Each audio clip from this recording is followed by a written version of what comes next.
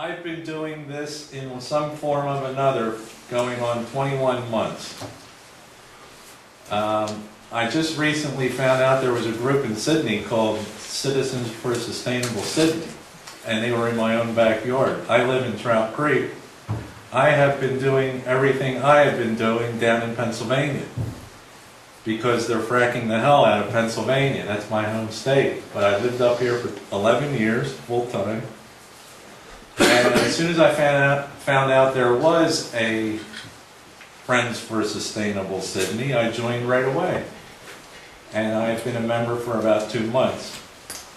And the way this industry is changing, it's changing weekly and daily in Harrisburg and Albany. And because of that, the focus is now shifting to New York. It's no longer Pennsylvania. It is now Delaware County and Shenango County, big time. Our first speaker is Kelly Brannigan, and she will give you a presentation and then answer some questions.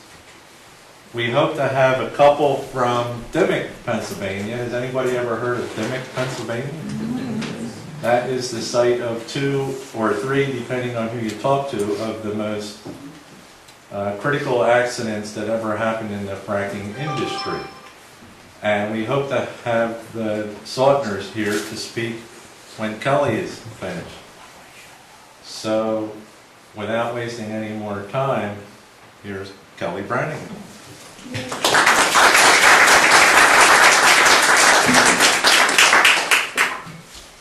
Hi everybody, thank you for having me. My name is Kelly Brannigan. I live in Middlefield. My husband and I and my children have lived there for 20 years now. I'm a native upstate New Yorker. I grew up in the North Country and have never wanted to live anywhere else than upstate New York. I'm a registered nurse. I'm also a real estate broker. How did I get involved in all this? Like many of you, we saw the movie Gasland, and we thought to ourselves, wow, those poor people. Well, my husband then had the occasion to take a job in Pennsylvania at a hospital, where he's been for the last 2 years. He came home and said, remember the movie we saw? I said, yes. He goes, well, I'm living in Gasland now. So for 2 years, he has come home to tell me that the information that we are hearing, we really needed to look a lot further into it. And basically, after him living there for over 2 years, he said, if it comes to New York, if it comes to Middlefield, we're moving, because I'm not going to live like those people are living down there. One thing I think it's important to realize, all of you have the right to information. The DEC themselves said in the DSGEIS, impacts on community character defined as the economic, demographic, and social characteristics of the affected community are expected to be significant. If someone tries to prevent you from hearing information or denies your rights to getting the facts or asking questions, you have to ask yourself why. What's their motivation? No one should be afraid of information. There's something in the medical community called informed consent. Whenever you go in for a medical procedure, what's your doctor do? He tells you the possible good outcomes, and he tells you everything that could possibly go wrong. Until you get that information, and until you sign informed consent, you won't have that procedure done. It's your right. No one accuses your physician of fear-mongering because he has asked you to sign an informed consent, and because he has told you the possible negative outcomes. That's the law. Unfortunately, when it comes to gas drilling, no one has to sign informed consent. Recently, at the hearings in Albany, there was a landowner there who had signed a lease and unfortunately admitted that she wasn't told because they told her what they wanted her to hear. The landmen are unregulated. Nobody watches over them. Nobody is there to hear what they say. So she didn't have all the facts. She didn't have informed consent. And trying to get out of a lease is very, very difficult. She had come up with a group called Leases to try to help other landowners who were in the same predicament as she. community, I believe that you have the right to information. I'm not here to tell you what to do. I'm just here to share what I have learned, to give you a help with that informed consent. As a registered nurse, I have grave concerns over the lack of studies of health impacts when it comes to gas drilling. Recently, over 250 medical professionals signed on to a letter to Governor Cuomo and the DEC protesting the lack of a health evaluation, health impacts both short and long term. The only study that has ever been attempted was out in Colorado, Battlement Mesa. They got through 2 portions of the study and were abruptly shut down due to pressure from the gas industry, they were not happy with what the results were showing. What we do know is state by state, we are seeing health impacts occurring related to gas drilling. Ozone levels and smog in Wyoming are higher than they are in LA, and it is directly attributable to the gas drilling. No question about it. It's affecting people in other states, including Texas, Utah, New Mexico, even Pennsylvania, any place gas drilling is occurring. So what kinds of effects do you see? Anyone that has pre-existing lung problems is going to see those increase. Asthma rates in Texas and areas have increased by 25%. Another interesting study that I just saw very recently concerned the Barnett Shale in Texas.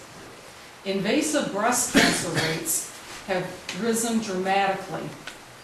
The thing that was unique about this was it occurred in the counties where the heaviest drilling has been occurring. Is it coincidence? Unfortunately, no one is studying these things. The difficulty for physicians is because, A, we don't know all the chemicals that are used. Many of the drilling companies don't even know all the chemicals because they buy them from their suppliers. It's difficult to attribute a lot of these signs and symptoms to various chemicals.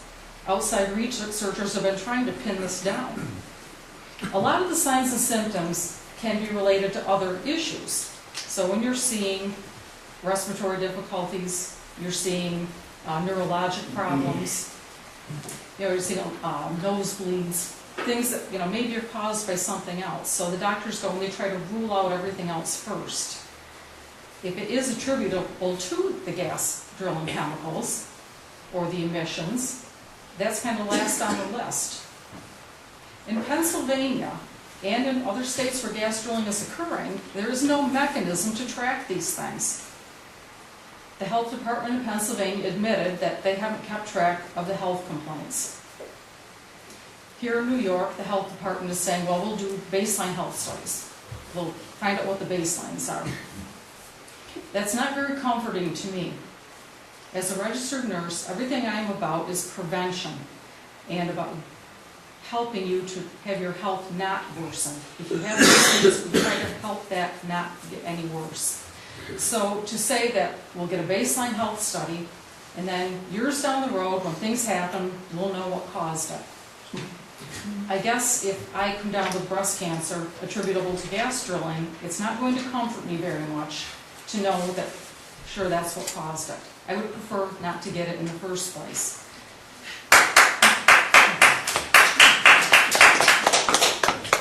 One thing that we really don't know is what the public health costs will be related to gas drilling. There was an excellent study done by a nurse at Guthrie down in Pennsylvania, and she really outlined a lot of the impacts that they're seeing in the hospitals down there. Things that we really haven't even thought about. A lot of the workers come in and they don't have health insurance. A lot of them don't speak English.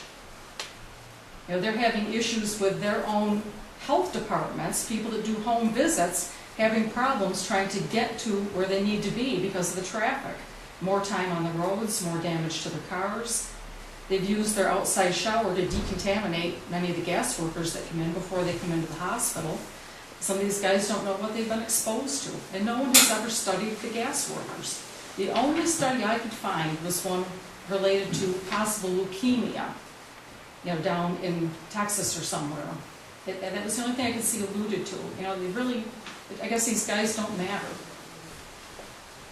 So that's something that we really need to think about in our communities. What will be the impacts to our hospitals, to our healthcare systems, to our public health workers.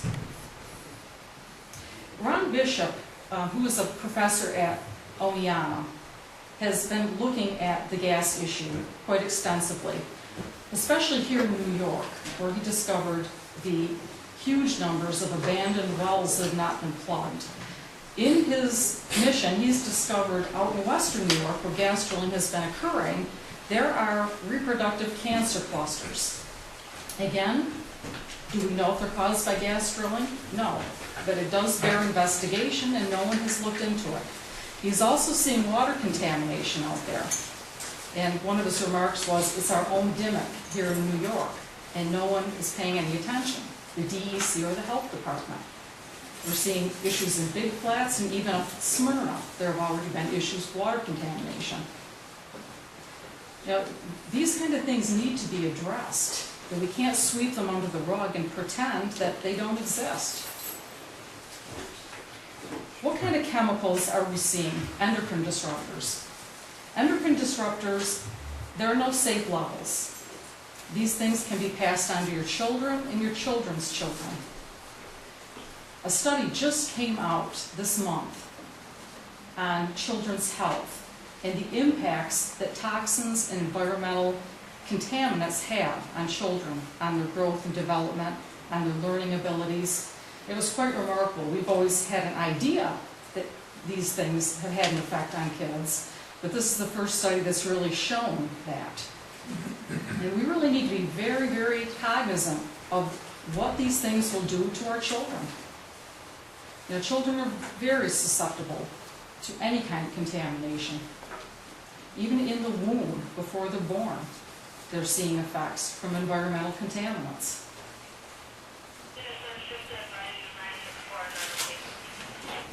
Local impacts. Right now, we are seeing local impacts before gas drilling even starts. Let's talk about real estate a little bit. As a realtor, I'm legally and ethically bound to disclose any material facts that impact the value of a property. Our Board of Realtors has recommended that we disclose potential gas drilling in the area, and if a property has a gas lease. What are we finding? The folks that are coming to look at properties, when we disclose about gas drilling, thank us very much and go the other way. They don't want to retire here, they don't want to move their families here, invest in what is probably the biggest purchase of their life if they are going to be living in the middle of an industrial grid. We can't guarantee that the property they buy today with no leases around them won't have leases tomorrow, or a pipeline, or a compressor station. We can't make that promise. We have already lost sales due to the gas drilling issue. People can't sell their homes. I have a friend, and actually her home may go into a short sale or foreclosure by the bank. Her husband got transferred, she can't sell it. There are leases around her. In Albany, Greg May, who's the vice president of the Tompkins Trust Company, testified about mortgage issues. Some of the issues that he talked about were serious issues regarding setbacks not aligning with lender requirements or the secondary mortgage market. And the secondary mortgage market is where most of the mortgages go now. This doesn't only apply to the leased properties, but also to adjacent properties. New York State title insurance. Title insurance is voided if the premises are used for any commercial venture, including gas drilling. Some of the other things that he brought up: issues with gas leases not being recorded or incomplete. A mortgage is processed based on the fact that they don't see a gas lease on the property as an encumbrance. They give them conventional mortgaging, conventional financing, and then the lease comes to light. In the past, he said they've been able to ask for a release for 5 acres around the home itself to then go along with what the requirements are. What he's finding is, lately, gas companies don't want to do that. They need to maintain their spacing units. That 5 acres could make a big difference. So what's happening is the banks can call for full payment of the mortgage. He said, worst case scenario, they could foreclose. And he came right out and said, you know, he didn't want to be an alarmist, but these are very, very real issues that he's seen.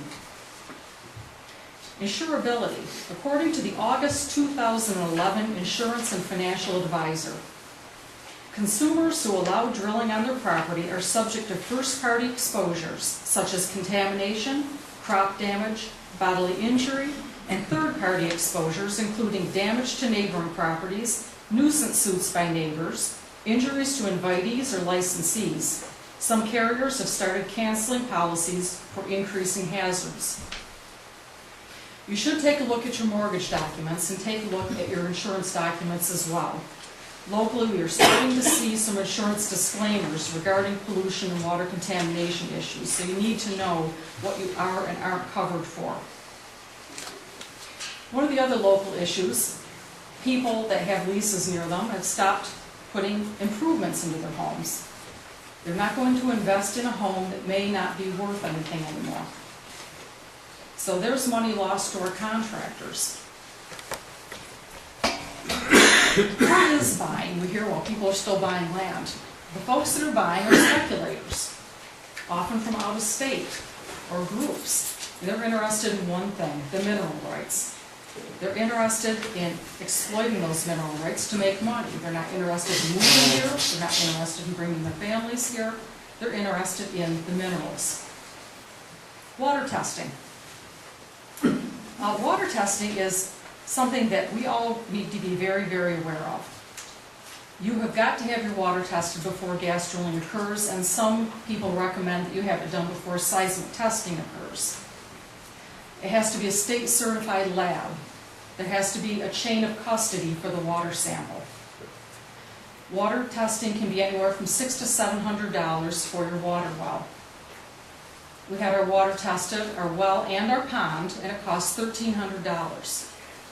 Now that's not the end of it. The OTEGO County Soil and Water District recommends that you do baseline testing in the spring and in the fall to get a good baseline.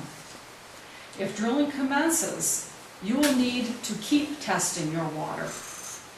Basically, as long as you own the property, because you never will know if your water will become contaminated. If you're one of the lucky ones, your water may turn colors, it may start to fizz, it may catch on fire. If you're one of the unlucky ones, you may never know that your water is contaminated by a colorless, odorless chemical. A Stephanie Hollowich down in Pennsylvania did not know her water was contaminated until her dogs got sick. The vet checked everything else and said it's something they're eating or drinking. They then tested the water and found chemical contamination. Unfortunately, with a settlement with the gas company, she has now been gagged and can't talk about this anymore. So you will never know if your water is safe or not. And that's very disturbing. If someone does buy your property, then they take on that risk and they take on the need to pay for water testing.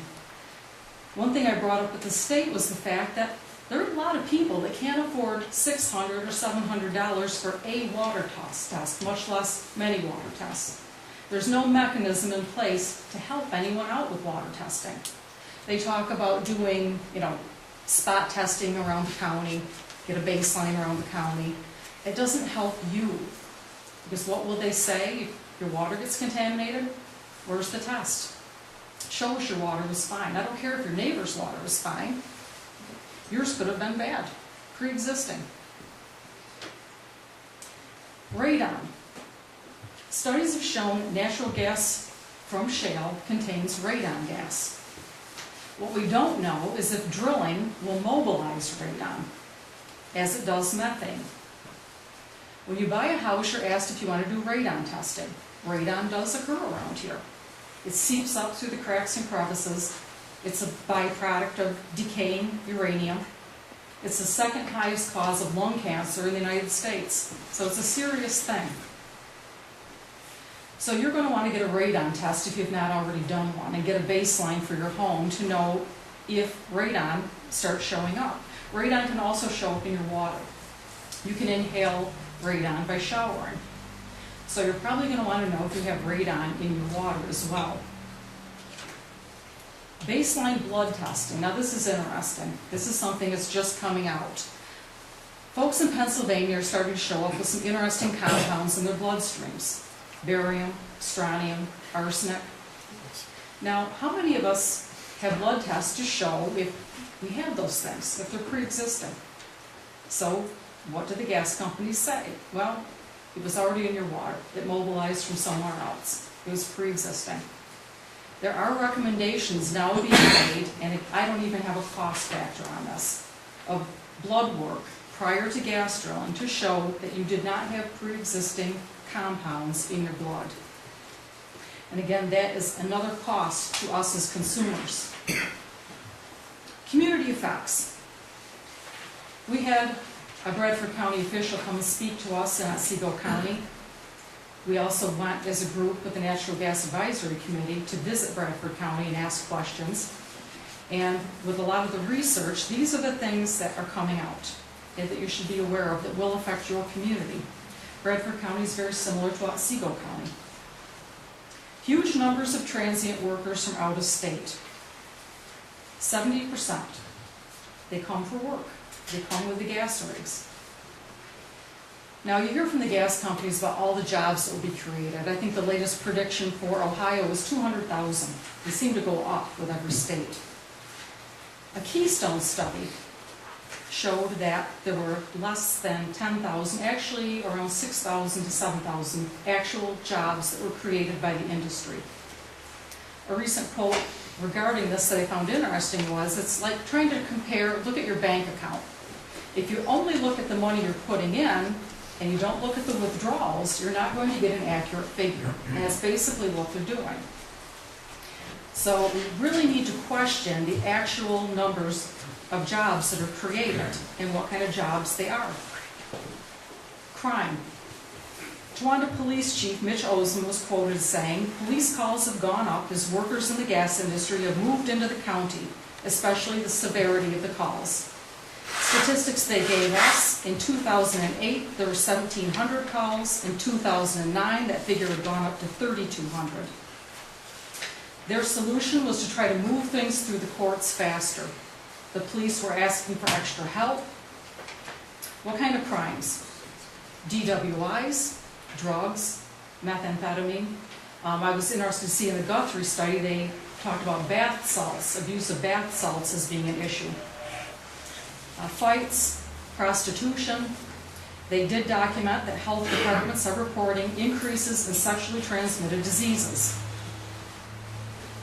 Unregistered sex offenders. That's been an issue in many areas where gas drilling is happening. A lot of people coming into the area that aren't registering as they should.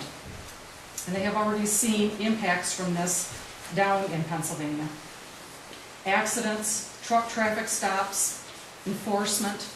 Enforcement is a big issue here. We asked, even when it comes to road issues, who is in charge of enforcement?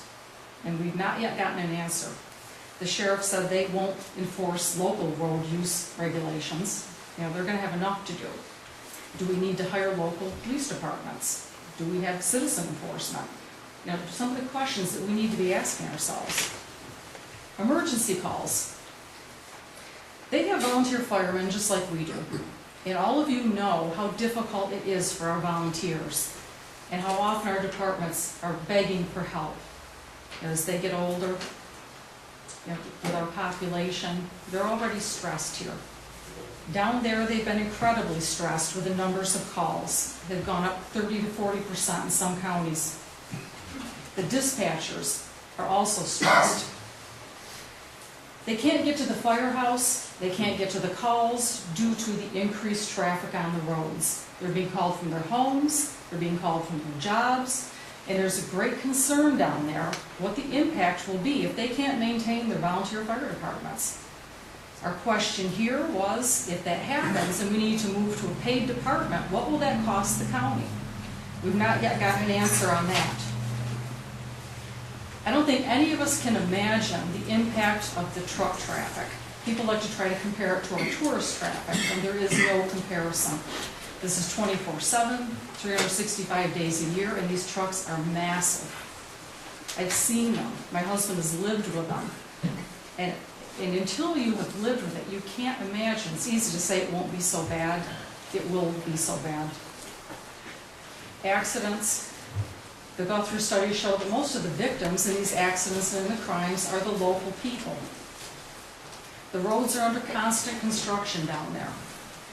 So the auto departments are doing great business with car repairs, with tires and U-joints and shocks.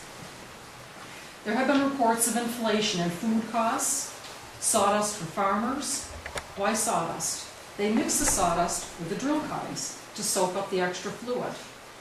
That's a hardship for the farmers. Aggregate demand. They've opened, all kinds of places down there to get gravel, the gravel mines, and still it's in high demand. The costs have increased there. They need it for roads, they need it for drill pads. Costs for farmers to have their mill called. There's competition with the industry for those people that are able to get jobs driving trucks. So for mill callers, they've had to increase their pay to try to keep their workers. Housing. With the massive influx of transient workers comes a need for housing. Rental costs have skyrocketed, reports of up to $2,500 a month in places. So what happens to the locals? The ones who are on fixed incomes, single parents, retired folks, they're out of there. You can't come up with that money. Right. Landlords can make a lot of money off the gas workers. So they are seeing now increased homelessness, great concerns over emergency housing, and this was very evident with the flooding. Just read a great article. In Bradford County, they had 7 families that needed emergency housing. They could only place 1. They also talked about homeless people living under bridges and going into dumpsters for food. Now this is a county like Otsego County, and it just boggles the mind. Children in foster care. If you don't have a place to live, what do you do with your kids? You want them safe, you put them in foster care. Now how many of us would want to do that? No hotel rooms. So think about our tourism industry, the people that come to hunt and fish. They're crowded out. They're seeing an increase in buildups of things like man camps for overflow of the workers. One of the big concerns with all this buildup, what will the county do when the boom ends and the bust happens? They've had all this buildup of hotels, convenience stores. How can they support that when the gas money's not there anymore? And the fellow from Bradford County said that's one thing you think we would have learned with all the bus boom cycles we've had, but we haven't seemed to learn that yet. Loss of property values. When you have a methane stack in your front yard and a water buffalo next to it, your property isn't going to be worth very much. They've seen housing prices evaluation gone from $300,000 to $39,000. People are asking for the taxes to be reduced. Why would you pay taxes on a home that isn't worth what it used to be worth? And that does affect your local tax base. Many people don't know what a water buffalo is. The Sotners will gladly fill you in. It's not potable water. You have to have drinking water as well. How many water buffaloes are there in Pennsylvania? Nobody knows. The state has no mechanism, no requirement for reporting or keeping track. Citizens are going around trying to count how many affected families there are. At last count in one area, I heard there were 90 affected families. The gas industry has people sign what's called non-disclosure agreements. If you want the water, you'll sign this, and you won't talk. No blame on us. You can't talk about it. So what do? Water buffaloes have to be heated. That's something I didn't know. We're seeing reports down there of electric costs going up $400 to $500 a month to heat your water buffalo. This is all news to me. I mean, a water buffalo, I thought, there's an animal over in Africa. So those are impacts as homeowners that we may potentially see. That's a lot of money coming out of your pocket. Your housing values are gone. Someone asked a question recently, said, well, I didn't see any for sale signs down there. Well, one local real estate site that I saw, that there were like 353 properties for sale. Some of them they were asking a lot of money for. But a property is only worth the purchase price. There was not one purchase price listed. So to say that these properties are worth $400,000 or more, they aren't worth anything until they sell. And anyone in real estate knows that. There is a huge buildup required to support this industry. Everywhere you look, access roads, water withdrawal stations, compressor stations, pipe yards, staging areas, truck parking areas. When you go down and visit, that's the thing that really strikes you the most, is that it's like an invasion. Everything is about the gas industry. It's not about your community and what's best for your community anymore. It's about the gas industry. What do they need and what's best for them? Folks that have tried to fight back have felt the gas industry's wrath on many occasions. There's a community down there right now trying to keep a pipeline from going through a housing development. They are being sued by Chief Gathering because they are resisting, and because on their Facebook accounts they talked about Chief Gathering. They talked about ways to keep them out of their community. So they are suing them not only because they're trying to keep this pipeline out, but because of what they said on Facebook, that it somehow damaged Chief's reputation. And they're suing them for, I believe, in the range of $20 to $24 million. One of the reasons they put down is that this lawsuit will keep anyone else from trying the same thing. Range Resources, they talk a good game. One community tried to put some basic things in place to protect the community. On the surface, to the town board members, Range said, great, we'll cooperate. But what did they do? They sent letters to everyone who had the leases and said, if this continues, we will stop doing business with your businesses, you won't get your money from the leases. They're basically threatening. Unfortunately, one of the town board members got a hold of the letter and publicized it and basically told them to knock it off, pitting the community members against each other. Aubrey McClendon recently was at a big gas summit down in Pittsburgh, and there were around 2,000 people protesting in the streets outside. Folks like you and I, these aren't wacky environmental tree huggers who just don't want to see energy development. These are folks who have had their lives affected, had their water ruined, had their health ruined. They were there protesting. He looked out the window and said, who are these people? Looks like a bunch of Cubans. Don't they have jobs? Cubans?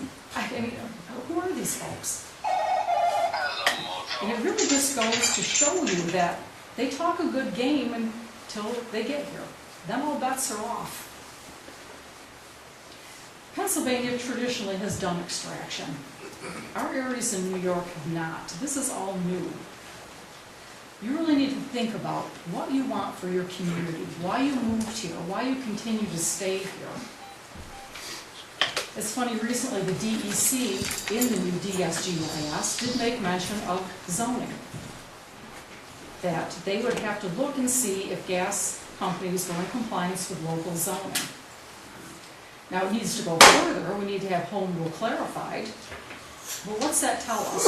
Are we becoming aware?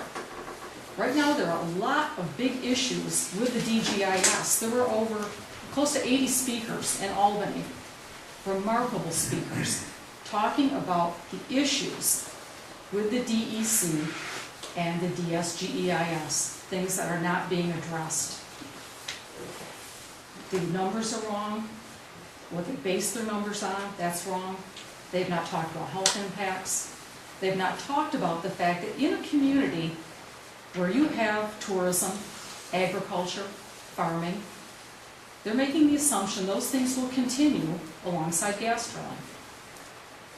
They do not talk about the fact if those industries leave and you are left with gas drilling, what will be the impacts to our home values, our real estate values, you know, to those things that we have spent so many years building up. And when will they come back? So there are a lot of issues that we need to take a look at. You know, I could speak a lot longer, there's so much that I didn't even touch on. But if I leave you with anything, it's to ask questions. Don't be bullied. Don't be afraid to say, you know what, maybe this isn't right for our community. As I said, I live in Middlefield. You may have heard of us recently because we are one of 2 towns that are getting sued. Middlefield, since its inception, has had a master plan saying we will protect what Middlefield is, our agricultural land, our trees, our rural characteristics. We've never allowed heavy industry. So all we did was clarify our existing zoning ordinances. It was nothing new. And we feel very strongly that it will stand up. We went to our town board and they stood by us. We polled Middlefield. We made phone calls, we sent letters, we had postcards returned. We had a huge response. Normally when you have these things, 30% is considered a real good response. We had 75%. And of that 75% that responded, 84% were against gas development in our town. 8% were undecided, 8% were in favor. In the town of Dryden, only 7% of the population holds the gas leases. They are the ones with the leased land. So 93% of the population will be affected for 7%. This isn't feudal England. Land doesn't vote. All of us, if you have a quarter acre, if you live in an apartment, if you've got 1,000 acres, it doesn't matter. Everyone will be affected. Everyone has a right to their say. So don't let anyone try to demonize you or, say, well, you're part of that quarter acre club. Don't let them accuse you of fear-mongering. That's another term that I really don't like. Fear-mongering is not giving out information and facts. For you people are intelligent, you can think, you can investigate. Why does anyone think that if you hear something that might be negative, that's bad? It's not bad. It's knowledge. It's informed consent. It's what we all deserve. And we all deserve the rights to say, yes, this is right for our community, or we have the right to say no. I thank you all so very much for your time.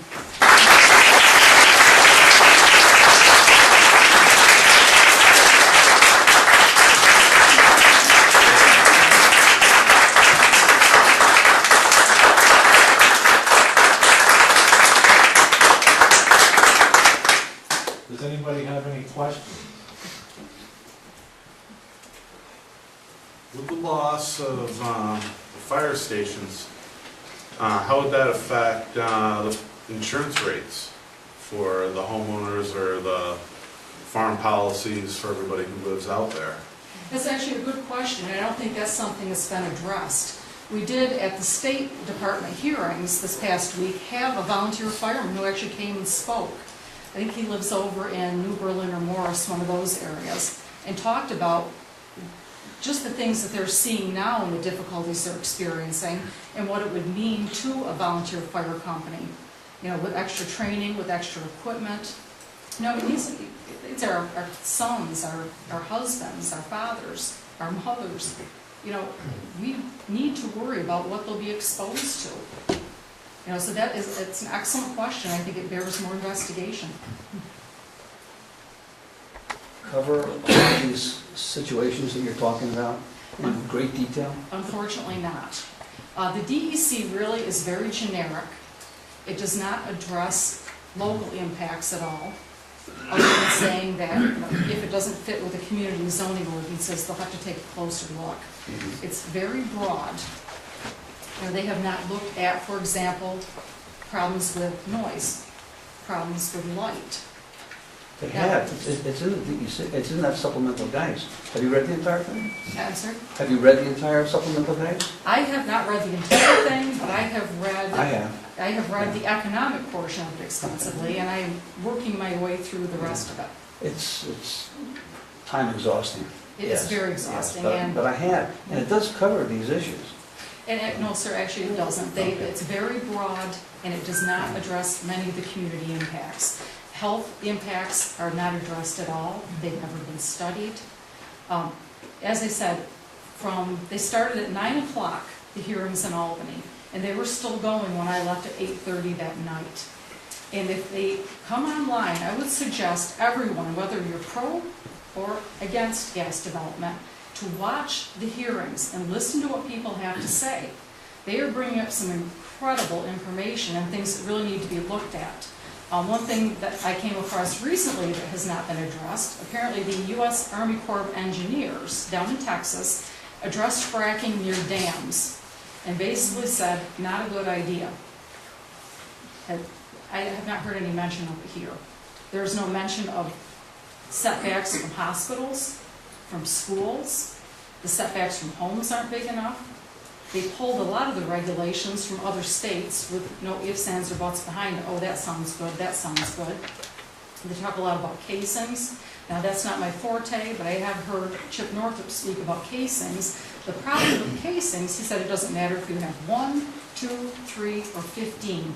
The problem is the exterior wall of that casing where they're cementing. And there was an exhaustive study, there have been a number of them done by the industry, talking about leaking along the outside of the casing in migration. So that's something that they have not yet addressed and have not yet taken care of. He can speak very in depth on that. So as he said, they talked about putting 3 casings in. That's not going to help with the methane migration problems. And looking in an area where there's seismic activity already, like the earthquake that we experienced just a couple weeks ago, wouldn't that have quite an effect on a well, whether it was an active well or a capped inactive well? Arkansas right now, they have a lot of injection wells, they have a lot of fracking going on. They were experiencing thousands of earthquakes. So what happened? They started to question, of course everyone denied that it was due to the injection wells, so they closed down many of the injection wells, and lo and behold, the earthquakes diminished. They haven't gone away entirely. Now, that's another thing we really don't have the answers to. There have been a lot of studies about earthquakes related to injection wells. Whether it's out west in Texas, there was the earthquake recently in Virginia. There is drilling and fracking going on nearby. We have a lot of seismic activity here. So that is another question that has not been answered. I found it very interesting. 2 universities, one in Oklahoma and one in Colorado, very recently started to look at shale drilling. The reason being, and from them, we really don't understand the shale. Now, they've got the mechanics. They're always, tweaking that all the time, how to get the gas out. But they admitted that they don't understand shale. That's a little concerning that you're drilling into something. You really don't know how it works. You know it's there. You know there's potential gas, but you don't know a lot about it. If you have a chance to listen to any of Tony Ingrafia's YouTube presentations, he's an expert in fracture mechanics and raises some phenomenal points. We hear a lot of talk. We need to look at the science. We can't look at emotions or anecdotes. Well, the problem with that, when we're going to look at the science, you need to look at all the science. And it has to be independent. You can't just ignore something because you don't like what it says. Whether it's the effect of gas drilling on climate change, or whether it is relation to wastewater that comes up, the radioactivity. We have to address those things. We can't ignore it and hope it goes away. And as for anecdotes, that bothers me. Why? When we see anecdotes in the medical profession, that tells us maybe something's wrong. You start hearing a lot of anecdotes, and your radar goes up. You start looking at drugs, procedures, to find out what isn't right. So anecdotes are a symptom. It's not people running around making things up. They are serious issues that have got to be addressed. And you can't make them go away by saying, we're not going to look at the anecdotes. The anecdotes are critical. Why is barium getting into people's water? Strontium, arsenic.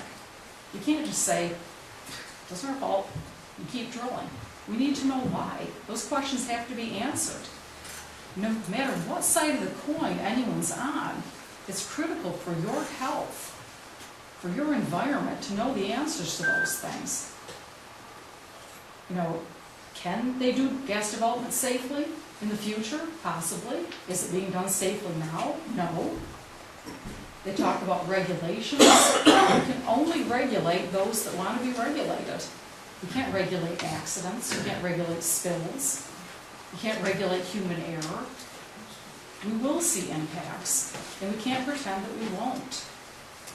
You know, so I say to everyone, you know, it is a divisive issue, and people do get upset about it. You know, and people are looking at, you know, potential money that they could make. But you can't let those things blind you to the fact that there are serious issues that have got to be addressed. And speeding ahead without addressing them is not going to do any of us any favors. Why does the DEP and the DEC and the DRBC constantly put the cart before the horse? Political pressure. I mean, it's all politics. And one of the things that we've discovered is you really can't trust a lot of our elected officials to do what's right for us. It's got to be grassroots, which is why Middlefield did what it did. Nobody was going to protect us. We protected ourselves. So. Yeah, I was in during the Vietnam conflict. You heard of Agent Orange? Everybody thought that that was the way to go. How many people are dying because of that? Right?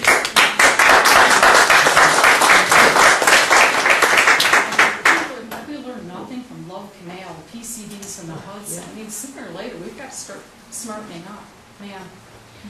The DEC is going to have 2 more hearings after the one in Albany as they seek to adjust what it is so that some of the things that you think are there, or some of the things that you think are not there, might be addressed. Aren't they having 2 more You're having hearings?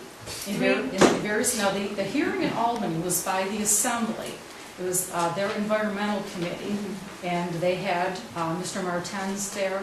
They had representatives from the gas industry to find out where we were at, what are we missing, what are the issues. It was a long day, and I give those guys a lot of credit. You know, there were I was there. 4 of them stayed to the very end. And it was just mind-boggling to hear speaker after speaker. And they didn't get up and rant and go off about nonsense. They brought some critical issues to light that are not being addressed. So the other thing is very important. There are forums around to help people address comments to the DSGEIS. It can be overwhelming. A group down in Worcester just recently did a phenomenal job. They have basically sheets that talk about what some of the issues are, you know, so you can focus in if you're interested in water, or you're interested in air quality impacts, you know, things that help you to formulate your comments so you can write about what you're interested in. And all of us should be taking a look at that and saying, all right, this is where they're falling down. You know, because in some communities, that will be your only protection. If you don't have road use laws, if you don't have zoning laws, that's it. Whatever the DEC comes out with is what you have to live with. So we've got to make sure that that is where it needs to be. I guess the reason I asked that was because it seems wise to wait until after these have been promulgated to see what's happening and what the DEC finally says before we in our community should make any decision, pro or con, about having it here. That we should see what all of the news is, all the research that DEC has before UNADILLA, Sidney, OTEGO, and all of us make any decisions about whether or not we ought to lease, whether or not we ought to frack, whether we ought to have a pipeline. It seems to me we ought to wait until the news is in about the research. The only issue with waiting, if you don't have zoning laws in place, if you don't have a comprehensive plan in place, those things can take time to develop. You want to make sure that you are protected. Nothing says that you can't change your zoning laws. If you decide that gas drilling is the way to go, you can change it. If you don't have those things in place, as I said, then you've got to live with the recommendations as they come out. If they start issuing permits and the driller shows up and you've got no protections in your town, then you live with what regulations the DEC comes out with. which is why we decided that we weren't going to wait, that we needed to have those protections in place. If sometime in the future we decide that, you know what, they've got it set, we don't need thousands of miles of pipelines, we don't need compressor stations, we're not gonna use these toxic chemicals, so now maybe we wanna do it, we can do it. We can change. Nothing says that's set in stone. But we have our protections in place for our folks now. Because from what I've seen in the DEC, and what is missing, it's very concerning. Let's see. 2 questions about the baseline blood tests. The first one is, do we know what needs to be tested for? And the second is, will our health insurance cover it? Yeah, again, excellent questions. These are things that we just don't know. We are, Dr. Theo Colburn has done a lot of work on the drilling chemicals, the things that are out there. Those are some of the questions that need to be answered. What do we need to be tested for? What is showing up in people's bloodstreams? The best we can do now is go to the anecdotal evidence, look state by state, and see what kinds of things are showing up in people's lung tissue, in their blood, to know what to test for. As for health insurance, again, that's an unanswered question. We've not studied the health impacts, so there are a lot of issues out there that we're just kind of becoming aware of. The doctors don't even know what to look for. So they'll be checking your thyroid and checking this and that, and it may not be any of the regular things, but drilling chemicals, that's the last on the list. Yes, sir. You mentioned seismic testing for people that don't understand it. Could you explain what that is? So you've dwelled on that quite a lot. Well, seismic testing, as I said, I'm not an expert. What seismic testing does is they either use explosives or thumper trucks to basically find out where the fractures are under the ground to know where to drill. Now, in the literature that you read, there are some recommendations for people in areas where seismic is happening. One thing is to test your water well, just in case it's disturbed by the seismic. Another is your septic system, because there have been reports that septic systems have been affected. The other thing that you want to do is to take a look at your home and videotape your foundation, your chimney, so if any cracks do appear after the seismic, you've got documentation that they weren't there before. So they're all things that we just need to be aware of, and they're to protect yourself, because if you don't document it, then you have no legal standing at all.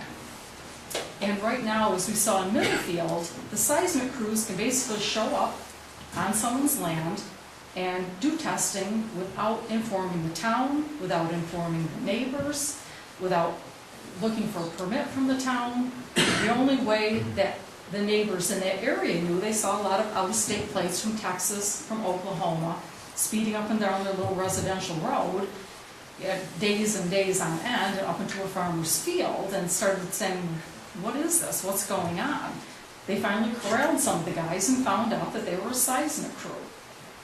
And they didn't even want to tell them when the seismic testing would be done. They didn't know exactly where they would be. They were trespassing on people's property with their sensors, trying to go by GPS to find out where they needed to go. So people had to really keep an eye on them and asked to say, what, our kids play out in these fields. We need to know when this testing is occurring so we can keep them home and keep them safe. And they finally told them that the testing would be happening on a Sunday morning at 6 or 7 o'clock. So that's something to be aware of as well.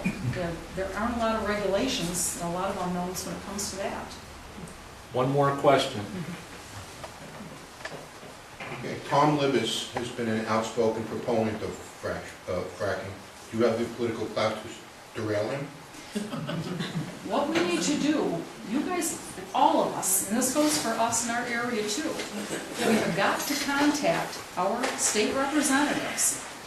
The odd thing is, many of the folks that were there at the hearing were downstate representatives who are trying to help us, they understand the issues we're facing, and they understand the things that are missing. A lot of the upstate guys, I hate to say it, but in a lot of cases, it's, oh, everything's great, everything's great. I mean, you don't hear, you don't see, you don't have to acknowledge. We've got to let them know that, as I said with the town of Dryden, 7% of the population lease their land. That leaves 93% that didn't. You can bet your bottom dollar that we let Senator Seward know the areas where we are, Middlefield, Otsego, Springfield, Cherry Valley. We have on record over 12,000 people that are opposed to gas drilling. We asked...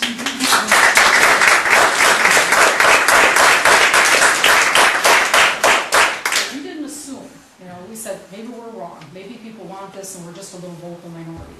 So we asked everybody, and they didn't want it. There was another study that just came out, a poll was commissioned down in Sullivan County, and they showed the same kind of results. When people on the shale that will be impacted are asked, the numbers are remarkably similar. The vast majority don't want this, and we've got to let our representatives know.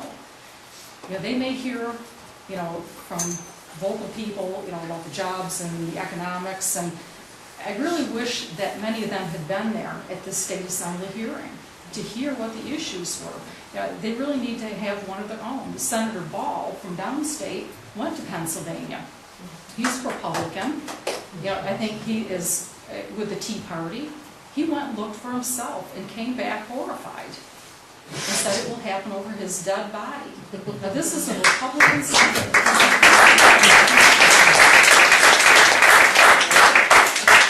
They're out there. We just need to educate them. A lot of them just have not been educated, as to what the issues are, and to really look at the facts and not just the rhetoric. We've got to get beyond that.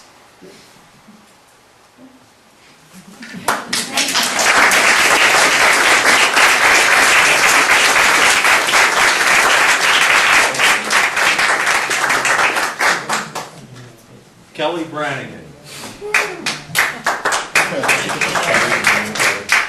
There are three more people that are going to speak. Should we take 5 minutes? No. Quarter after? Keep going. Keep going? Craig, are you ready?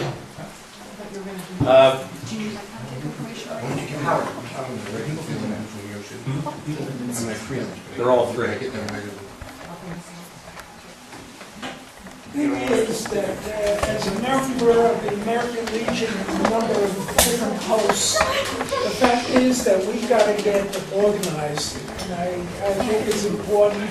The attitude, I have one neighbor who said, well, it doesn't matter whether I go or not, they're going to do what they're going to do. I don't believe that. We got to do what we got to do.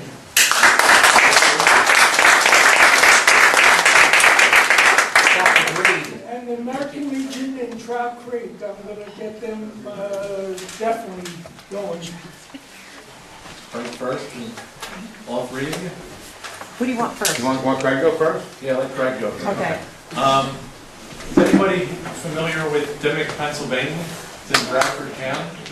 Susquehanna County. Susquehanna County. It's about 20 minutes from Binghamton on a bad day. It's more like 15. I made it home in 55 minutes on Thursday to Sidney. This next guy that's going to talk to you is Craig, and I forget his last name. Stevens. At any rate, he's from Dimmick. These guys are living the nightmare 24 hours a day, 7 days a week, and it's a non-stop nightmare, and these three guys are going to talk to you. The first guy up is Craig Stevens, a Dimmick resident, and without any more delay, Craig Stevens.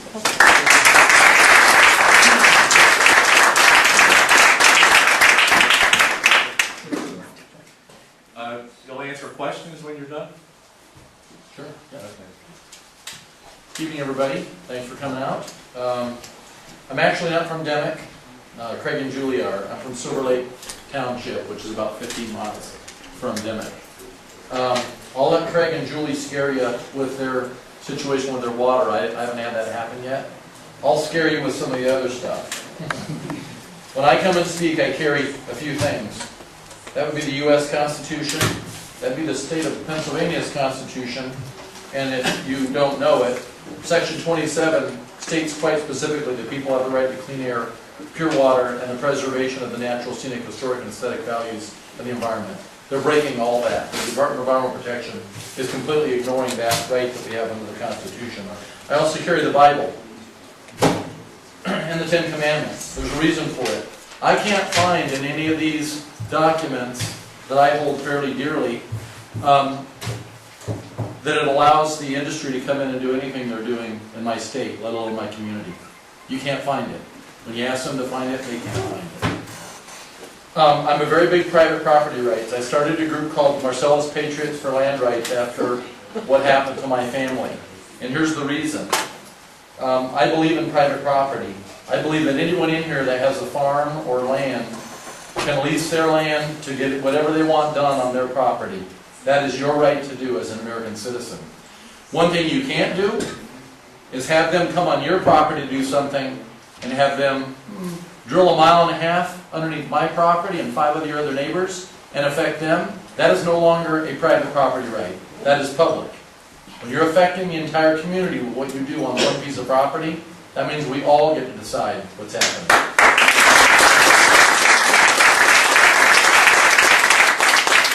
I moved here, I'm from California, that's where I was born and raised. My father was 5th generation from Montrose, Pennsylvania. My mother, 4th generation from Oswego, New York. I actually have a stake in both games happening here. I have family all over the north there. And if you don't think it's coming here, just get ready. It's pretty exciting. You may have read my story. My Chesapeake Energy sent their landman to a nursing home on July 17th of 2007 and signed my 95-and-a-half-year-old grandmother to a 10-year paid-up oil and gas lease. Yeah, I'll just need it back. He needs it back. Because, see, Craig and Julie travel, and I do with documents now. We're called liars. We're called people that are stirring up trouble. I'm not stirring up trouble. Trouble came to my front door, and now I'm not going to allow them to do what they want us to do. Craig and Julie will tell you, the industry, when they come and you make trouble, they tell you to just leave if you don't like it here. I said, hey, my family's been on this spot. I bought my family home for my grandmother for 200 years. I'm not going anywhere. One problem they found out when they signed my grandmother was she was a life tenant only. She had gifted the property to her 3 children in 1994. Oops. Took me 5 minutes on the internet to find out that a life tenant cannot convey the property because it's considered part of the real estate. And a life tenant does not own the real estate. She had the life right to live there. She did not live there since 2005. She lived in a nursing home. So they went and they found my aunt and uncle. The reason I'm showing you this is you need to know what they're going to do. If you're an unsigned person in this area, they will come and they will find you. And they will do it through any means that they can do it. They ended up finding my aunt and uncle. They live in California and Arizona, and signing them to what they call a ratification agreement. What that ratification agreement does is say that they agree with my grandmother's contract. That's fine, they have the right to do that. They paid my grandmother $135.10 an acre. $15,000. They wrote her a check and they gave it to her. They signed my aunt and uncle after they found out that she was a life tenant only. Okay? What they did when they researched it was they also found out there was maybe somebody else they needed to sign. That would be my deceased father, who was 6 weeks in the ground already. So I've got my aunt and uncles here, but one thing they couldn't do is get my dad to sign. So they took his ratification and put it in a file. It says right on here, waiting on signed ratifications. We will send ASAP, September 25th, 2007. If they could get my dad to show up and sign that, I wanted to see him because he'd been dead for 6 weeks at the time. Understand this, folks. These guys will come here, and if you're not signed, they will do anything to get you to sign a piece of paper. They will lie to you and tell you all your neighbors signed. They will tell you they're going to take it out from underneath you anyway. Because they tell you, hey, we're going 8,000 feet underground. You're going to go down there and find out where we're at and what gas we're taking from underneath your property? No, they're not. They are lying. When my dad said before he died, if their mouth is moving, they're lying. He spent years taking millionaires from the western U.S. all over the world on $1 million trips. And what did they cry to him about when they had drinks at night? How they got ripped off by the oil and gas industry in the 50s and 60s. These guys had 10,000 acre ranches, great businessmen, and they put contracts together that just abolished them. So they couldn't sign my dad, so they put it in a file, and they never communicated with my brother and sister and I. They recorded my grandmother's lease. That lease that's going around is recorded in Susquehanna County without the knowledge of 3 deeded landowners on that property. I thought it was a mistake. I called them up and said, hey, I think you made a boo-boo.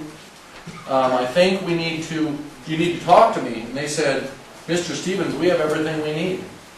We don't need to talk to you. They figured they had my aunt and uncle who owned 2/3 of the property, 1/3 each. They had my grandmother who they needed her. But a life tenant is like the president. They have veto power. First people you get is all the deeded landowners, if it's a family. Then you come to a life tenant and say, would you like this to happen? Because if you say no, we go away. Because you have veto power. You still get to make the decision. But you don't get to start the process. You only get a chance to finish it at the end. Why I'm telling you this is it's very important to understand, once your name goes on this deed, as you were told earlier, they own your property. They don't own your mineral rights. They own your property. If you have a mortgage, they will be listed by the bank as a second lien holder on that mortgage. On the tax rolls, you will notice they will be listed. They will be notified if you're behind on your taxes. They can't afford you to lose that property, because that's their property now. Nobody told you that, did they? Now, seismic was mentioned. My brother gets a check in the mail from a company called Cougar Land Services. He calls them up. Hey, who are you and why did you send me a check for $189.98? Oh, we're doing the seismic survey on your property there in Silver Lake Township, Susquehanna County. He said, who authorized that? Wayne Stevens. Okay. He owns 1/3 of the property. They said, who else did you get? Nobody. Pennsylvania is a 1% state. 1% of what? We only need one landowner to tell us of the multiple owners on it to say that we can do this. They came in and did the seismic without permission from all the landowners. They got one. Okay, so I'm showing you facts here. I don't want anybody, if anybody here is pro the industry, good on you. Have fun. I'm not going to argue with you. If you want to be pro industry, that's fine. But I can take apart every bit of your argument for them to be here. Now, would you like to know who in here, of show of hands, thinks that this gas is staying here in the United States of America? Raise your hand. Hey, you're smart. You know why? Because a year after they signed my grandmother, this is in 2008, Chesapeake sold 1/3 interest in all 32,000 leases in the Northeast to Stat Hydro Oil USA, a Norwegian corporation. Okay? If you follow it even deeper, China, Japan, Russia, India, Norway. There's about 20 countries lined up. Guess what they don't allow in Norway to have done? South Korea. South Korea. Guess what they don't do in Norway by law? Hydro fracking. But they're willing to invest because they see money. Okay. Now, after I squeezed it pretty hard, you may have seen my last year, November 26th, Black Friday, since they wouldn't deal with me, and they hung the phone up on me for 4 months, and I begged for them to resolve this with my family, my brother and sister and I, Associated Press got interested in my story, and they came to my property, and they took a lot of pictures, and Michael Rubenkamp wrote a 20-paragraph article, and it came out worldwide on November 26th last year. And it had a picture of my grandmother in the rocking chair on the front page of almost every paper in the United States. See, I gave them a chance to deal with me as a partner. That's what they call us now. If you have land and they sign you, you're a partner with them. Okay? But they didn't want to be a partner with me, and I owned the land. When that story came out, the estimate is $20 or $30 million worth of bad press. Then they called me interested in resolving it. They ended up, I came to an agreement with them. They offered my grandmother $135.10, paid my aunt and uncle $0. I couldn't get the lease undone because not a lawyer would touch it, and they all told me it was not going to get undone. So they told me, why don't you make them pay you for your portion? It's already leased. You might as well get paid for it. So guess how much they paid me? Not $5 an acre, not 25, not 50, like my neighbors in my area were signed 4 or 5 years ago. I made them pay me $8,000 an acre with not one other person talking to them. No coalition, no land group. 4,000 for the first 5 years, 4,000 for the second. Why did I do that? Because they would not release the documents I'm showing you until I became their partner. Would you like to know that this one is the payment? And it states right here in big bold letters, this instrument is binding only for the lifetime of the undersigned party and will not transfer ownership. This document only allows Chesapeake Appalachia LLC to pay the designated agent, my grandmother. She died last January at 98 and a half years old. That means that contract they have, by the way, which is the only contract they had, my aunt and uncle did not sign a contract, evaporated the minute she stopped breathing. That's what happens with life tenancy. It's over when the life tenant passes away. They don't have it, and the district attorney in my county says, you want that off there, which I'm going to do. He said he'll tear that right up and throw it right on Chesapeake's desk. Understand, I'm here to tell you the side of the story I am living through. Craig and Julie will tell you theirs. Come down and visit. Do like Senator Ball did. When he came to Dimick, I was there. He came down to find out what was happening in Pennsylvania. He said, I'm a drill baby drill Tea Party conservative. About as right-wing as you get.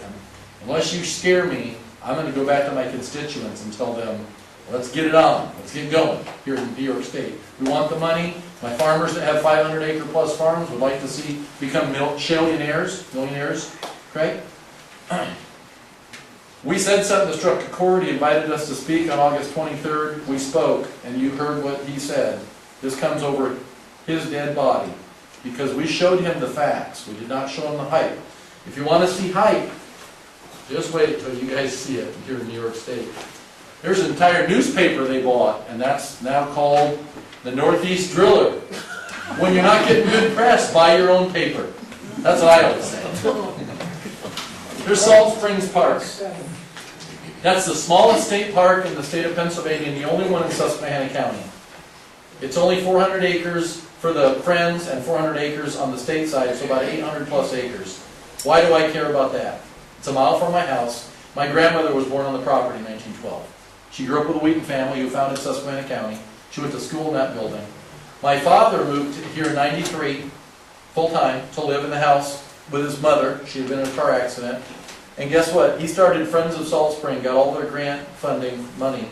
And this is the only privately run state park in the state of Pennsylvania. Doesn't matter if we lose funding with the state.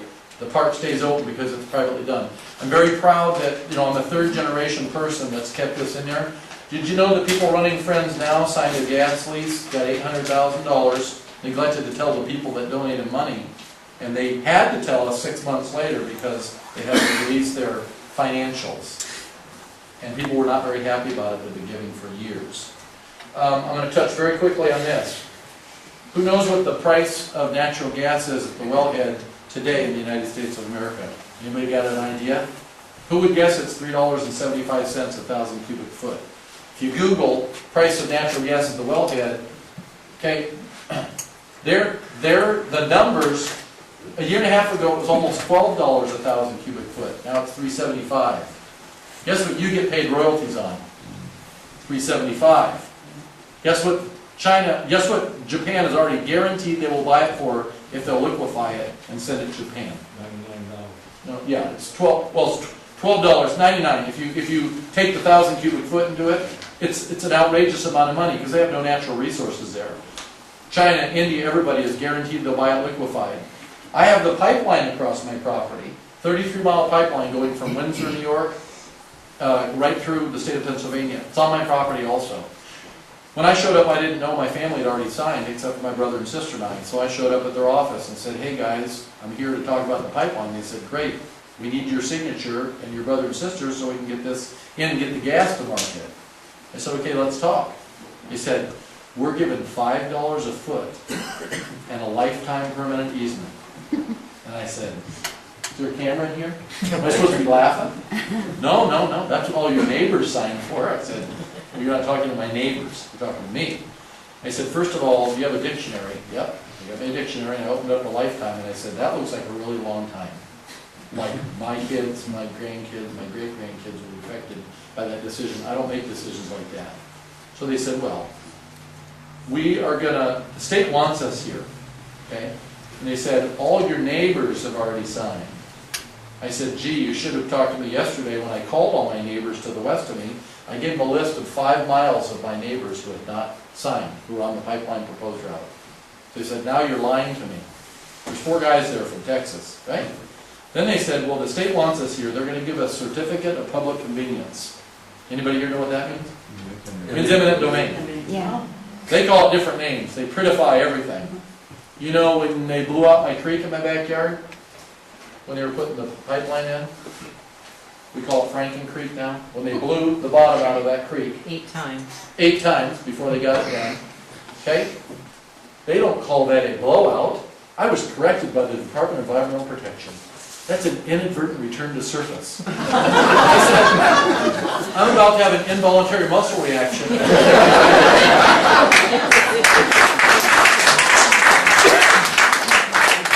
Understand, folks, if you start Googling, you find some interesting things out. Like Chesapeake has now switched to oil, because natural gas is really expensive. Chesapeake's $14 billion with a B dollars in debt. Did you know that? And they're up here with $3 an acre leases that they're holding your neighbors to, that they signed 12 years ago, 15 years ago. They're locking them in on $3 an acre, right? Well, now they're saying, this is the CEO, this is not me talking or the representative. They're switching to oil because they can actually get subsidies from the federal government. So we all see the ads, we all see their ads. I mean, their ads are in our paper every single day, every week. It's ridiculous. Their ads say this is America's fuel.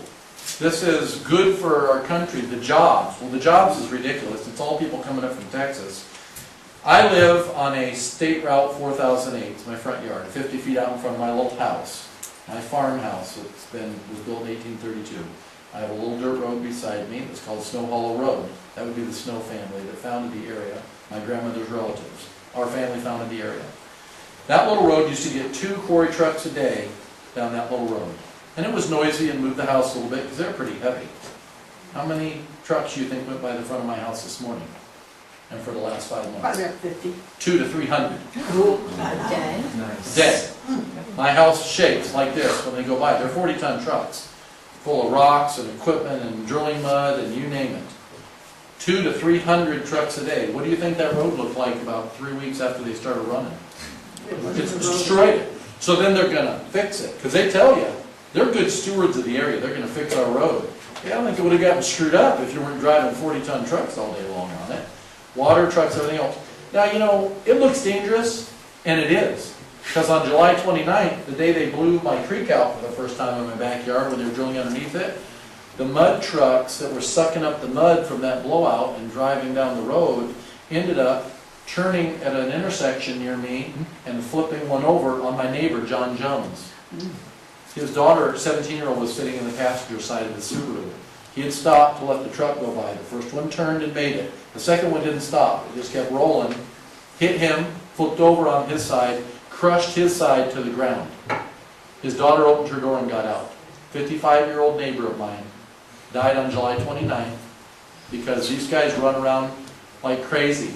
You know, I noticed a few months back, 6 months ago, last year, the state officers would sit on the roads and pull them over. You could drive down and see 6 trucks pulled over in a row. They said 50% of the time the driver or the rig would be off, taken out of service. 50%. Well then, they started crying, all the truck companies started crying to the state, you're picking on us. You're making this hard for us to do our work. Now you can hardly see any trucks get pulled over. So, I'm going to let Craig and Julie get up here because they're my heroes, guys. They are my heroes. Here's why.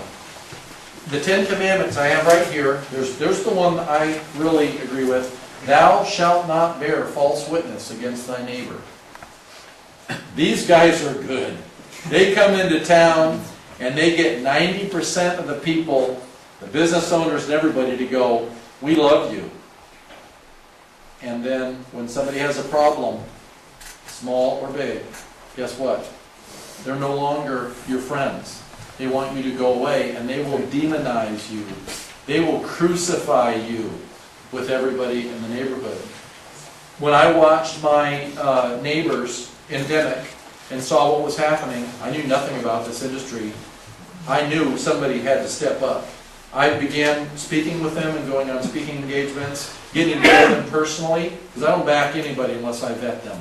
I learned one thing. My dad said, you are who you hang with, who your friends are.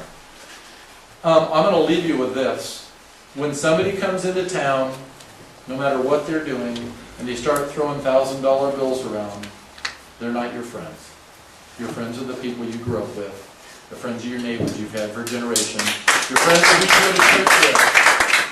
If you don't think this is the case, I have 4 children, 2 8 and 7-year-old boys that are watching what I do and what we do in this matter. And I'm not going to tell them that money is everything. Otherwise, why would I tell them that it's not okay to sell crack or make PCP at their house or do something? There's a lot of good money there. There's a good money in robbing banks. There's good money in breaking into homes. There's good money in stealing things. There's great money. There's one problem. It's against the law, and you go to jail when you get caught doing it. It's all kinds of fun while the cash is rolling in. And if anybody in this room can find me a meter that gets hooked to these gas wells, because see, when they talk about 12.5%, 15%, 20%, I want to know where the meter is. I have an electric meter on my house, right? You do too. Within a few bucks, you can add up what was your meter read on the 1st and the 31st, and you can probably tell the electric company what you owe them before they send your bill, right?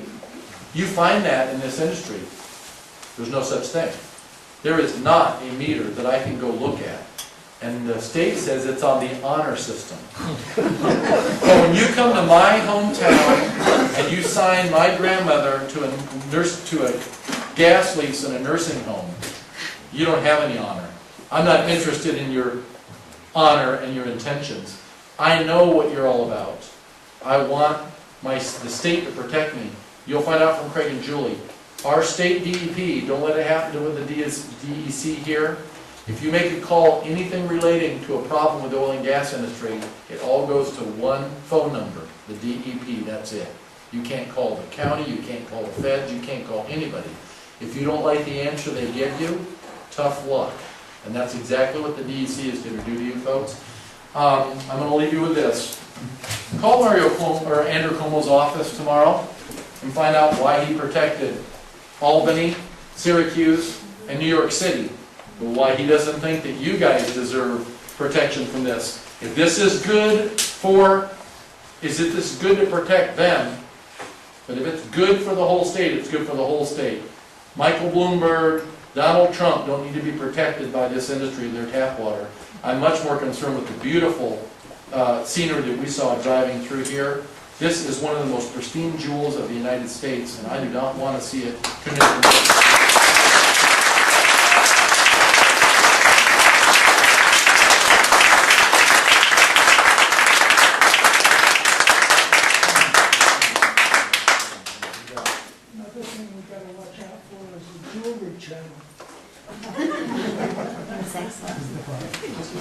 When I was in Harrisburg, I think it was June or May of 2010, I was talking with somebody from Bradford County, and I said, it was in between sessions, I think it was probably one of the DEP rounds, bullshit sessions, Corbett was there, and I said to him, you know something, there's absolutely nothing good about this whole entire gas industry.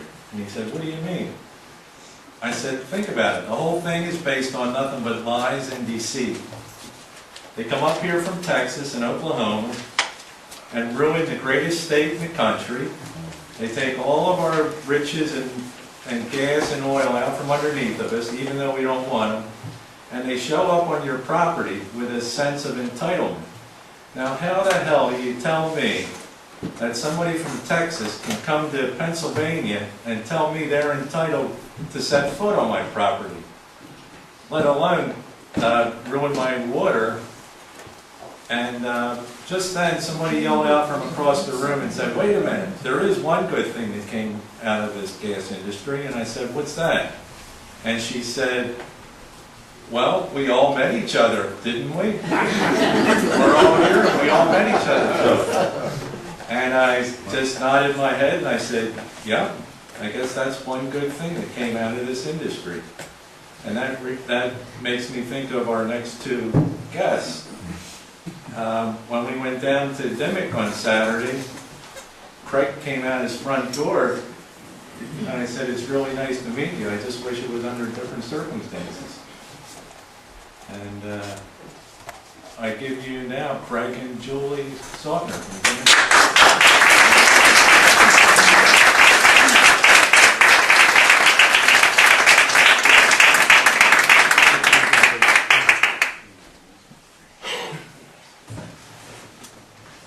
Hi, everybody.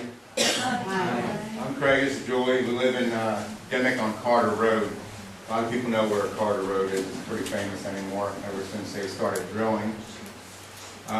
We're not here to scare you.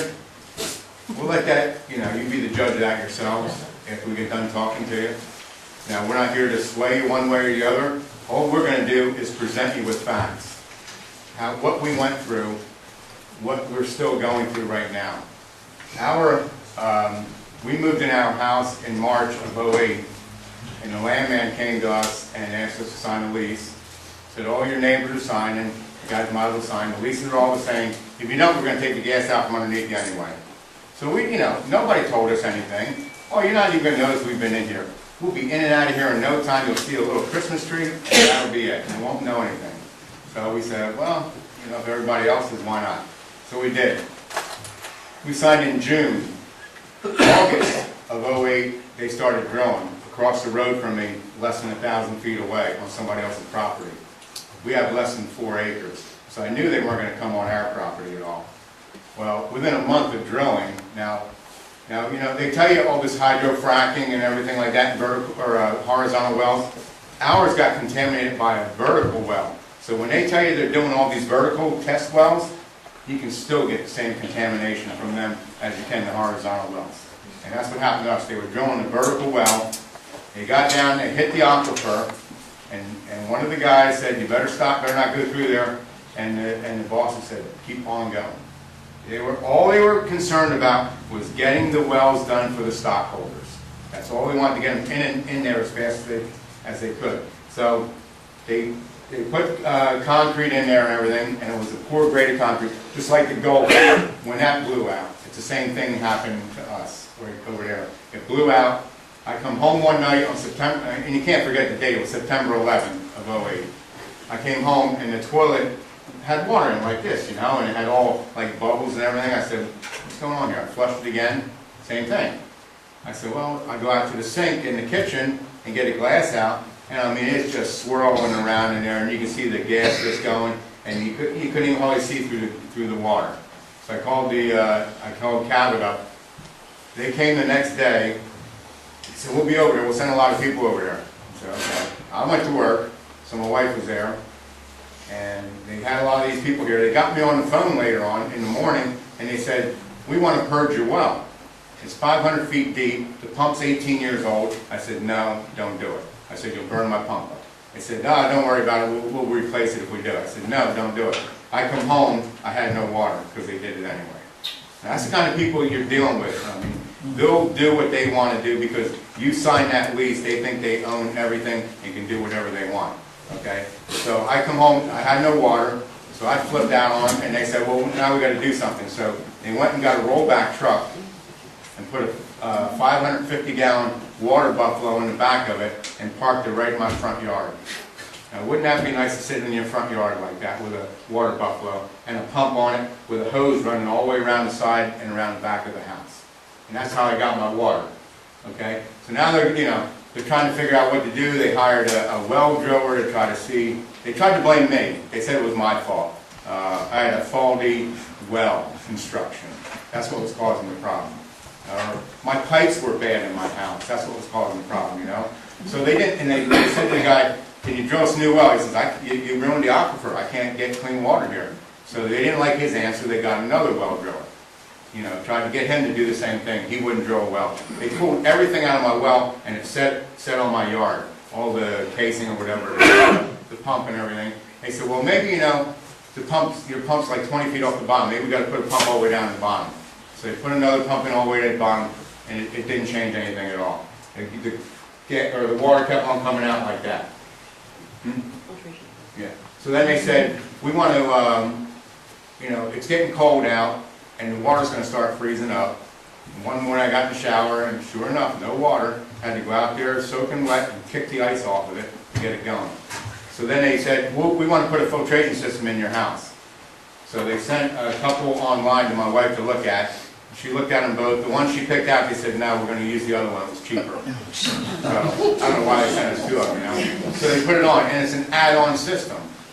It's a tank with bleach and water, a tank with alum and water, a couple of pumps, mix it all together, puts it into this big fiberglass tank, gets all the solids to the bottom, comes out of there, goes into a carbon filter, and then it goes out of there into the house. Well, they didn't know we had gas. I don't know why they didn't know that until January.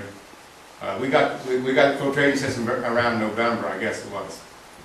One of the neighbors' wells blew up because their pump was on the top and it had a house around it, concrete house, and it blew up because it got all the gas in it. So then they decided to check mine. And we knew there was gas there, so they propped it open and they made some little testing and they found gas in it. They said, well, you're going to have to vent that, you're going to have to vent it, you're going to have to leave the cap off. I said, I'm not leaving the cap on. They wanted me to leave a screwdriver underneath the cap and leave it open like that. I said, I'm not going to do that, you know.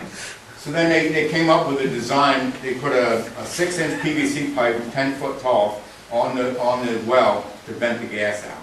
And that's, you know, you can hear it coming. You can hear it in the well and everything. So now we got this filtration system in place. Well, now they got to put something else on for the gas. So what they did was they put a gas separator in there. It's a big plastic tank about that big around, about that high, and it's got a pump on it that runs 24/7 like a radon thing. Run a pipe all the way out the back of the house, all the way up above the roof, and it, you know, all attached to the house. Then they had to put an air pump in there to get more of it out, and then it was harboring bacteria because there was so much water, so then they had to put an ultraviolet light in there to combat that, and then a monitor on top of that to make sure everything's running right. Now it's a basement, it's a finished basement, but you know, basements sweat a little bit in the summer. Well, it started growing mold on the tank, so they had to give me a dehumidifier.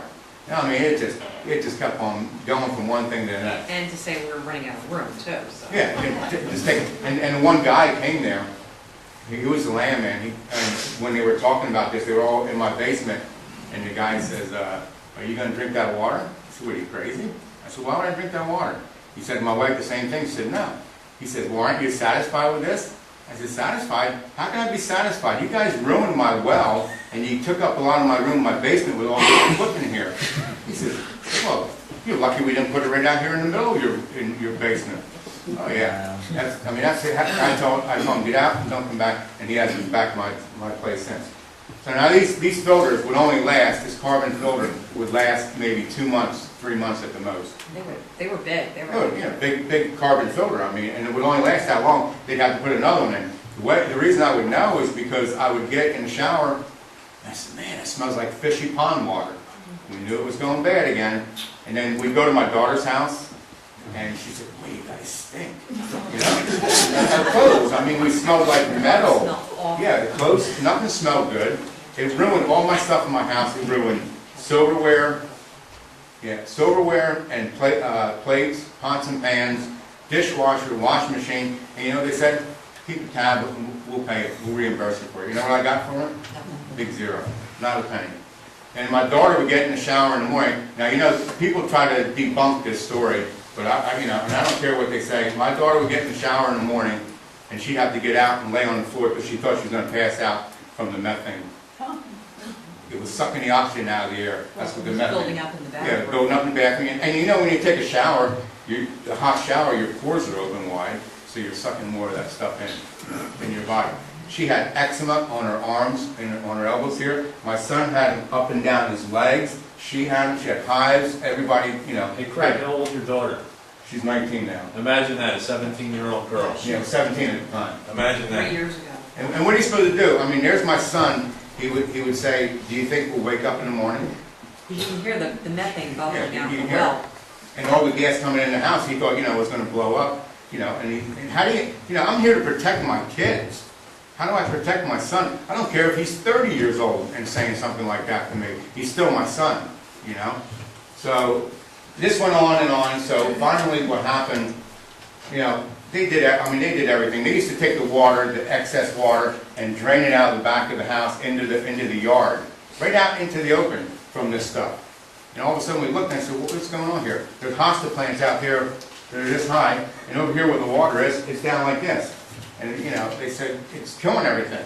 They found, we have a little pond-like thing in the back of the house. They found the same contaminants in that little pond as they did in my well. Because the water's Because the running. water's running right down, going in underground like that. So we had the system in there for almost a year, until one day, we used to give the dogs spring water. And you know, we'd go get our own water and give it to them. Well, she ran out of spring water, and she went to the faucet and got them some water right out of the faucet from the well. And the dogs threw up right away. She said, oh, maybe because the little Pomeranians are small. You have a 100-pound German Shepherd. Gave him the same water, and he threw up right away. Wow. So, you know, dogs how they are. They can cope anything, you know, with water. I 3 mean, years later, and this is still our water. Right. This is our water. this is from this month. Okay, so then what they did was the DEP took our well offline right after that. Okay, so this is where we live. Here's all the wells we have around us. 4-mile radius, and this is where we live. These are all the wells. So you don't think that can happen to your water? Yeah. I mean, just from this alone. This was in that Northeast driller paper. I cut this out, and this is Dimick. This is where this is the whole PA. Yeah. And, I mean, just look at them all. So they finally took the well offline. They gave us another water buffalo. This time they put it in my garage. So they put it in there. Now it was getting colder, and we have to heat it up to keep it freezing. Because the garage is not heated, and the hose runs outside, electrical tape and all that. This will be our 3rd year Yep. heating the buffalo. Between $100 and $150 a month extra I pay, and they don't pay me a penny for it. They come and fill it up every day, and our neighbors say, what do you guys use so much water for? You shouldn't be using that much water. Well, if they don't fill it up every day, by the end of the 2nd day, we would run out. We noticed that one day when they forgot to give us water, my daughter went in the shower on a Sunday morning, and there was all this junk built in the bottom of the tank. Now they told us that, or they told everybody that we were getting those tanks cleaned out twice a week. This tank was not cleaned out for a year, and it had all this junk in the bottom of it. Sucked all of it up on, and my daughter was in the shower. She broke out in hives, front to back, head to toe for a week from what was in that. And this is the water that they're giving us to use, not even the well water. I mean, this is the town water. They're giving us. So then we had that tested. Bobby Kennedy was at my house, and he looked at it, and he said that this stuff is all mixing together, and it's producing a thing called tetrahydromethane gas or something. And I mean, it just mushrooms out from one to the next. And then all of a sudden, the DEP, they were sort of like on our side, I guess. I don't know if they really were all the way, but they said that we're going to try to do something for you guys.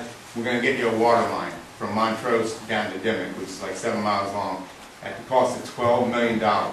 Okay, that the gas company would pay for. So I told Secretary Hanger, the former secretary, to come to my house and look at it at my place and a couple of the other places. And he said, the way you guys described it, he said, doesn't even do it justice. So he was changed then. He said, yes, let's go for this water line. We went out to Harrisburg, we testified out there, they approved a loan for the water line and had it ready to go. So all of a sudden, 3 weeks later?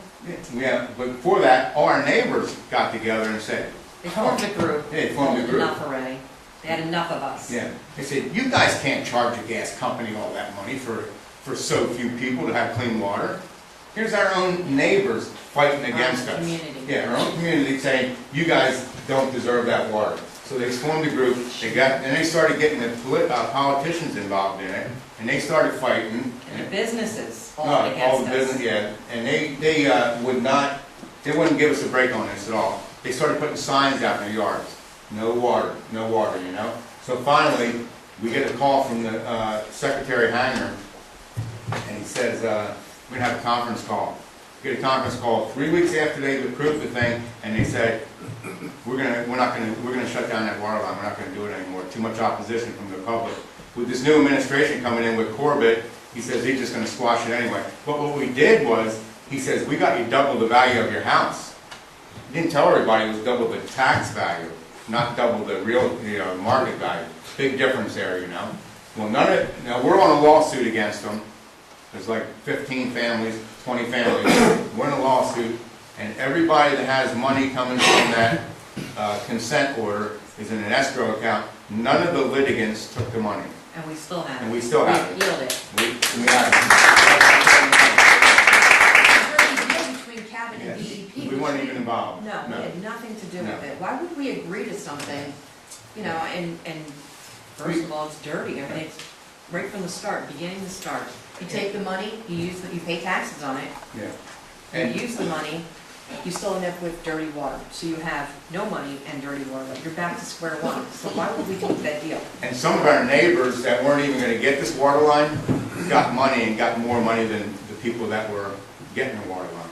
We don't know how that happened either. So they got the money Was it and a a payoff or system. something? We don't know. Right. So they got a free system in their house. They got the money, the consent order money. They weren't even gonna get the water line. So I called up the DEP one day. This is Scott Perry, who is he's in charge of the land and gas management, right below the secretary. I called him up and said, hey, what happens if I take that money, Scott? I said, what about my well? What are they gonna do about that?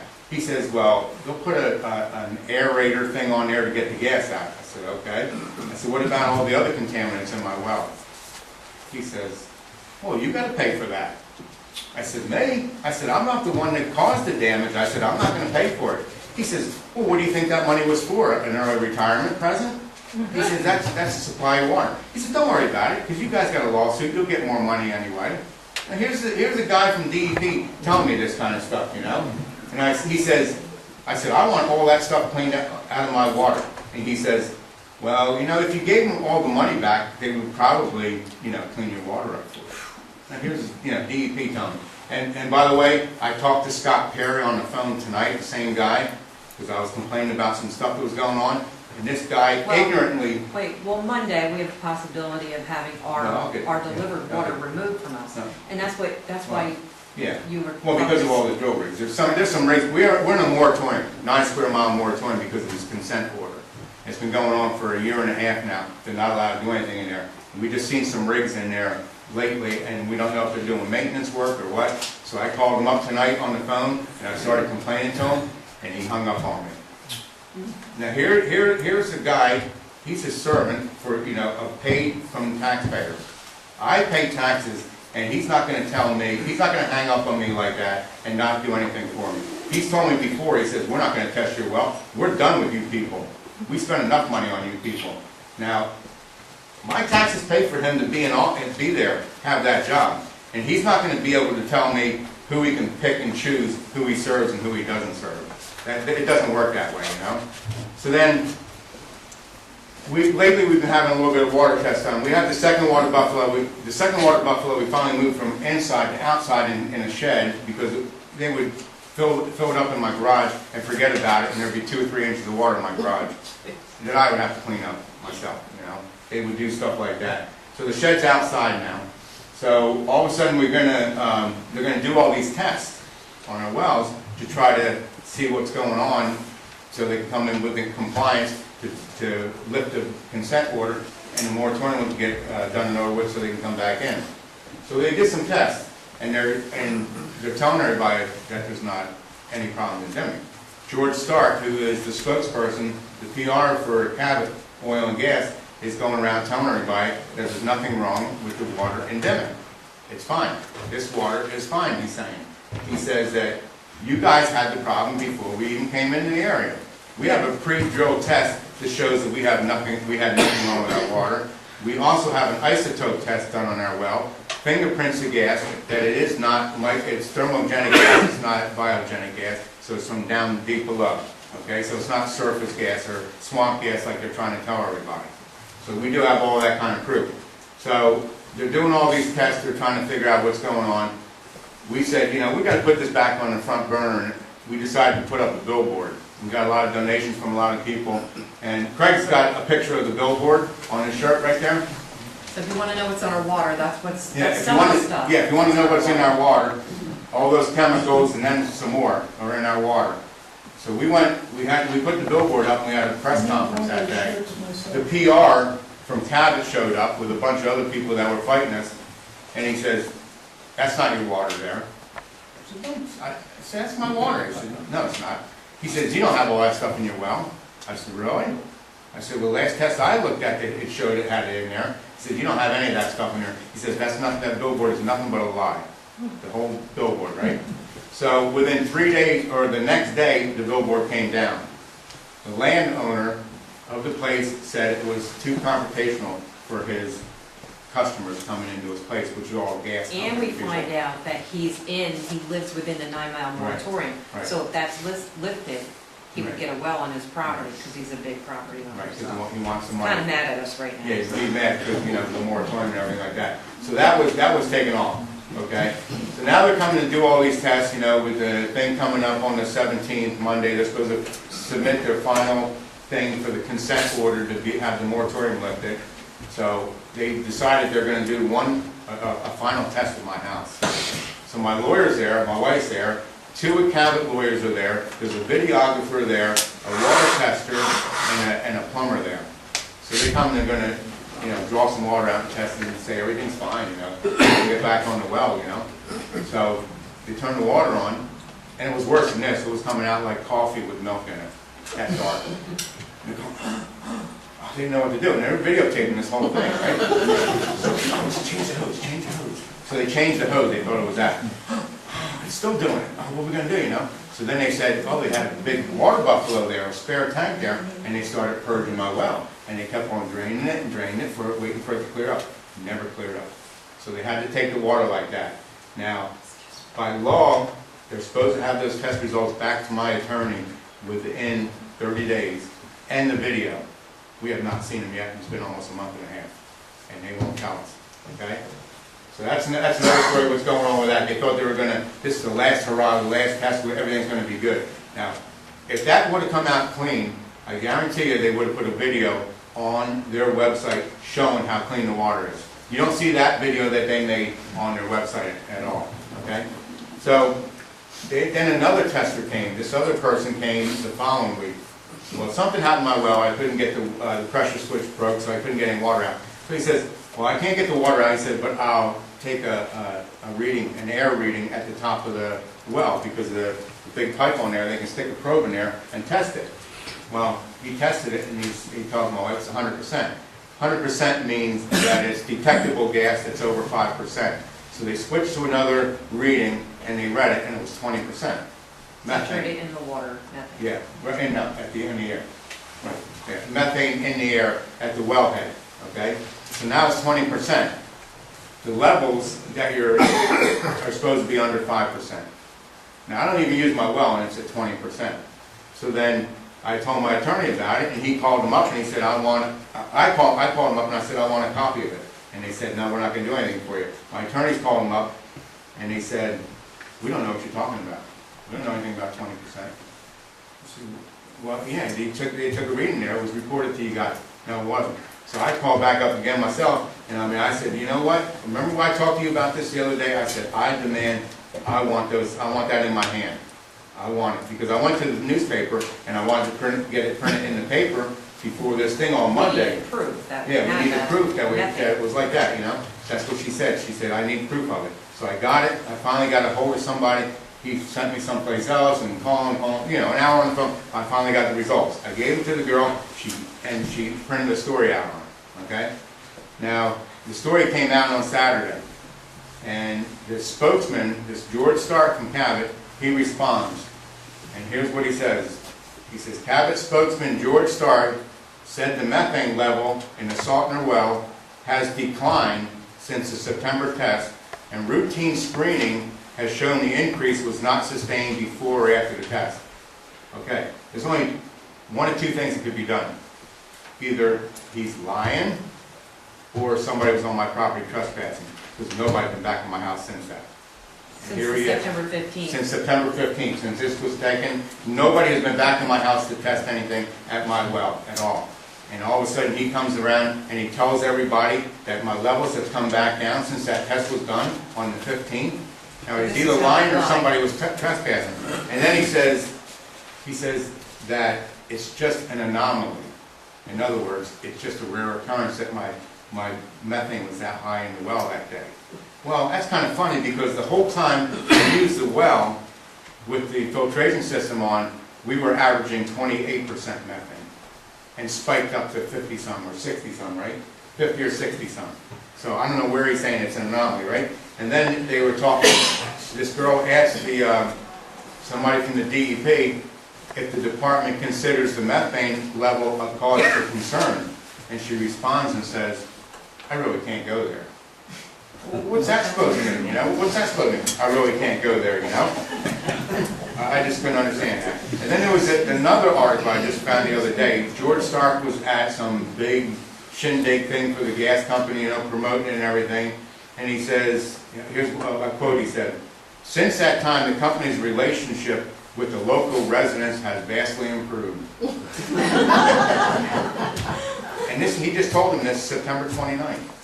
I mean, you know, I don't know where he's coming from, because I know what he said.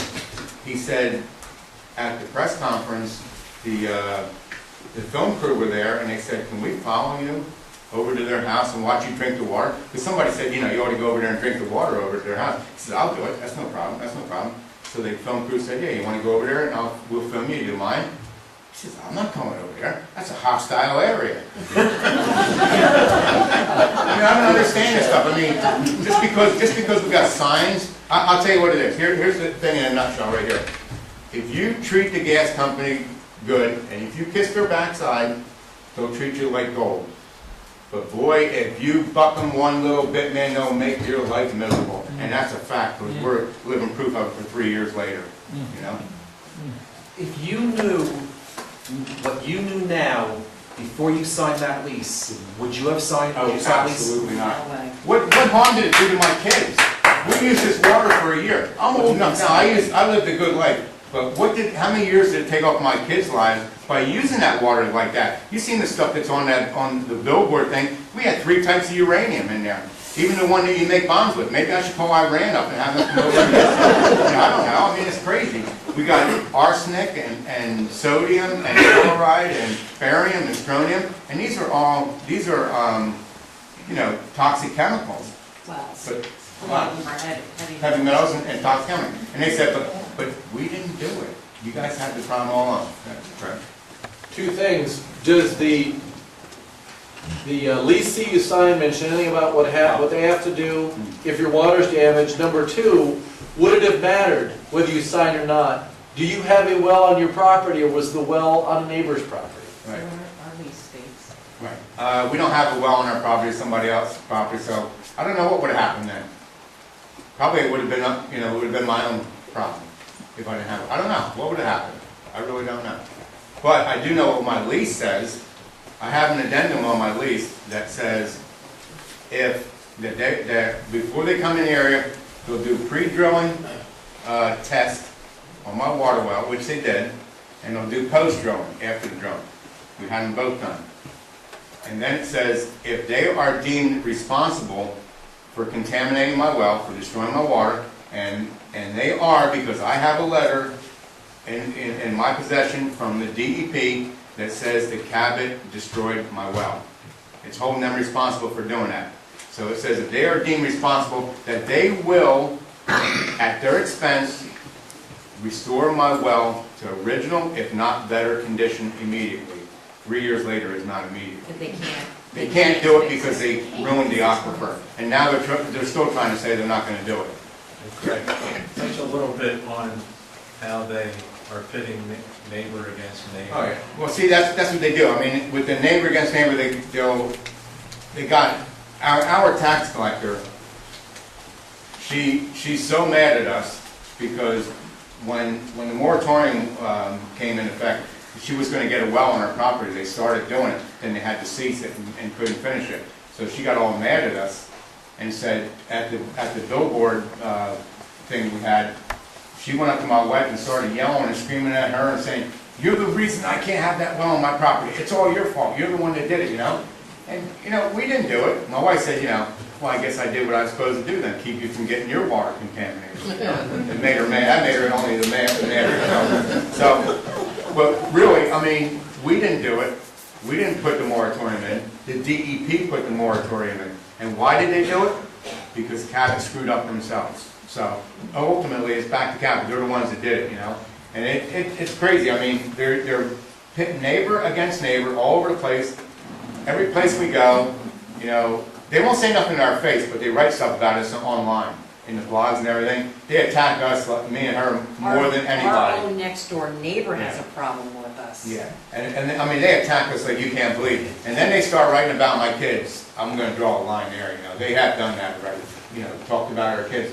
But boy, if you see them face to face in town, they will not even say a word to you. They're gutless people, you know. And it all comes down to one thing. Like she said, always says, take the money out of the equation with this. Do you think these people would be fighting this right now? There would be more of us. There would more people, Yeah. more people being concerned about the environment and their That's right. water. If you're not going to get any money from it, and you had 500 acres, who in their right mind is going to tell the gas company, yeah, go up there and put a bunch of pads on my property, put a pipeline across there, put some driveways up there? Who in their right mind will say it? So it all comes down to one thing: greed. Greed, greed, greed.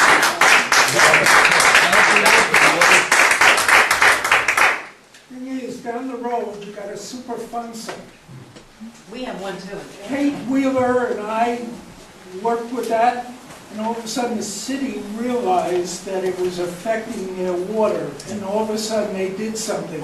Unfortunately, you know, if it was a mass type thing where a mass of people were getting affected, you better believe they'd be on Oh the yeah, case. oh yeah. I mean, if it was some big, high-profile person like a politician, something would have probably been done. And you know, I don't care if it's a whole community that loses water or one person that loses water. One is too many.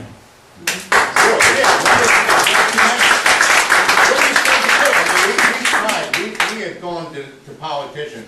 We have done this, we have done that. I mean, I even called the FBI already. I've called the Attorney General already, because we're going to get to the bottom of this. I don't like the DEP telling me they're not going to do anything for me.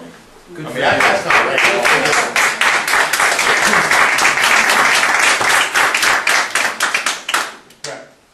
You want to tell them what law they're violating by not taking your complaints? Or other people Oh, in you Washington mean the state? County that have filed in Davis actions against the DEP for them to correct problems where they're being ignored? Which one's that? Do you mean the right to clean water? Official oppression. It's normally Oh, okay. what prison guards get charged with. You say, you know a lot more about that than I do, In Brett. Pennsylvania, there's a law called official oppression. Borough councils have been brought up on it. Normally police officers and prison guards are brought up onto it. But with the DEP saying, oh, we're not going to take anything from you, we're not going to take a complaint from you, they're failing to do their duty to protect the citizens of the Commonwealth. And when they do that, they open themselves in their official capacity to criminal charges. And it does carry years in jail. And I have called the FBI on everything about the DEP and about having everything. We're waiting for something. I have something to add. These guys carry guns, right, sidearm. They strong-arm Julie at the county fair with a gun on their side. They walk on his property. What right do these effing people have to walk on his property, let alone with a gun? Yeah, the home is my castle law in PA. That's different now. That's the new law and just came in effect, so I'll tell you, they better never ever set foot on my property with a gun again. And that was just a security guard they hired to go just escort some people across my property. When we went down there on Saturday, we stopped and got gas, of all things. Lottery tickets for my wife. I think the billboard that he's talking about has been replaced with these two clowns that are advertising. Yes. we will make a house call Yeah. to screw your name. Doesn't make any sense, no. And that billboard, when it came down, this is from Park Outdoor. They're all over Pennsylvania and all over New York State. I raised some stink about it, and I called the girl back, and she would never return my call. So finally, I got a hold of somebody. He was the manager, and he says, "Sorry, but we're not going to deal with you people anymore. We're not going to put anything. We're not going to be a medium editorial for you people. We're not going to do that." I said, "Oh, really?" I said, "But you can go pro-gas and you can put pro-gas stuff." He said, "We're not going to talk about it." He says, "That's where we're standing right now." And they came out with a policy that said, one of the other guys got it, and they wrote a policy up for the whole state of Pennsylvania and the whole state of New York that said that they will not put anything up on their things that's anti-gas. So we know where they stand. We know where they stand. The filtration system that the gas company cleared for you, is that the same one that Lawrence Salzman has at his place? No. Is it different? I don't know about him. I mean, he bad-mouthed me all the time, and I'm just sick and tired of this guy too. He told everybody that we got offered $200,000 for our house, and we turned it down because we're holding out for $3 to $5 million. I mean, I think I would have known it if I got an offer before him. And he's telling everybody that's a problem too. He goes around telling everybody that there's no problems with the water endemic. Does that look like there's not a problem with the water endemic? I went to his place, I visited him to find out more about this, and I drank the water from his well before he went through the filtration system, and it was fine. Tasted fine? Just like Kelly said, you can't see the contamination. Our neighbors, the It Carters. didn't taste bad. It didn't taste well. They were drinking their water as well. There were children drinking the water. And let me tell you Well, he might have his water might be fine. But just because his water's fine doesn't mean that my water's going to be fine too. You know, this is the way my water looks like coming out here. It's I mean, just it could be not darker. It could be darker than that. So, I mean, I don't understand how he can say that there's no problem. Oh, I know contamination and there's none endemic. That's a big article he wrote. How does he justify it? Has he ever been to my house? Has he ever drawn water out of my well? No. Has he ever tested my well? No. So, you know, it's for somebody to say something like that is nothing but a blatant lie. And I'll hold him to it too. I don't care. Let her go. I had a question regarding the testing that's being done on your well.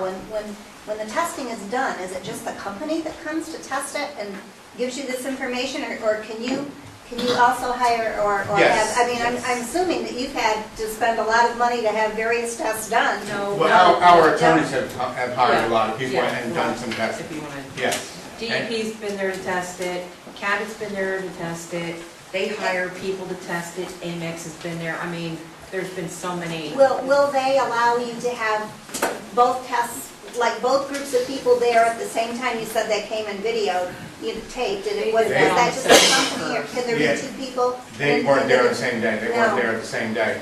But, you know, they're supposed to give us those test results, but they never did either.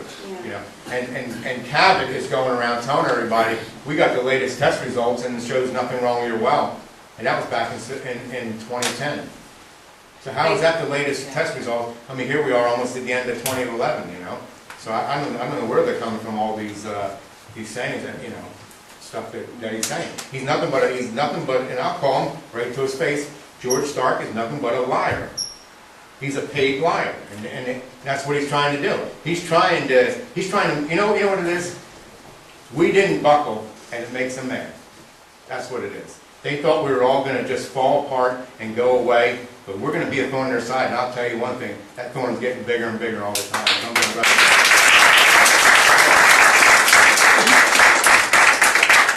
the nearest medical facility? Montrose Hospital, 7 miles away.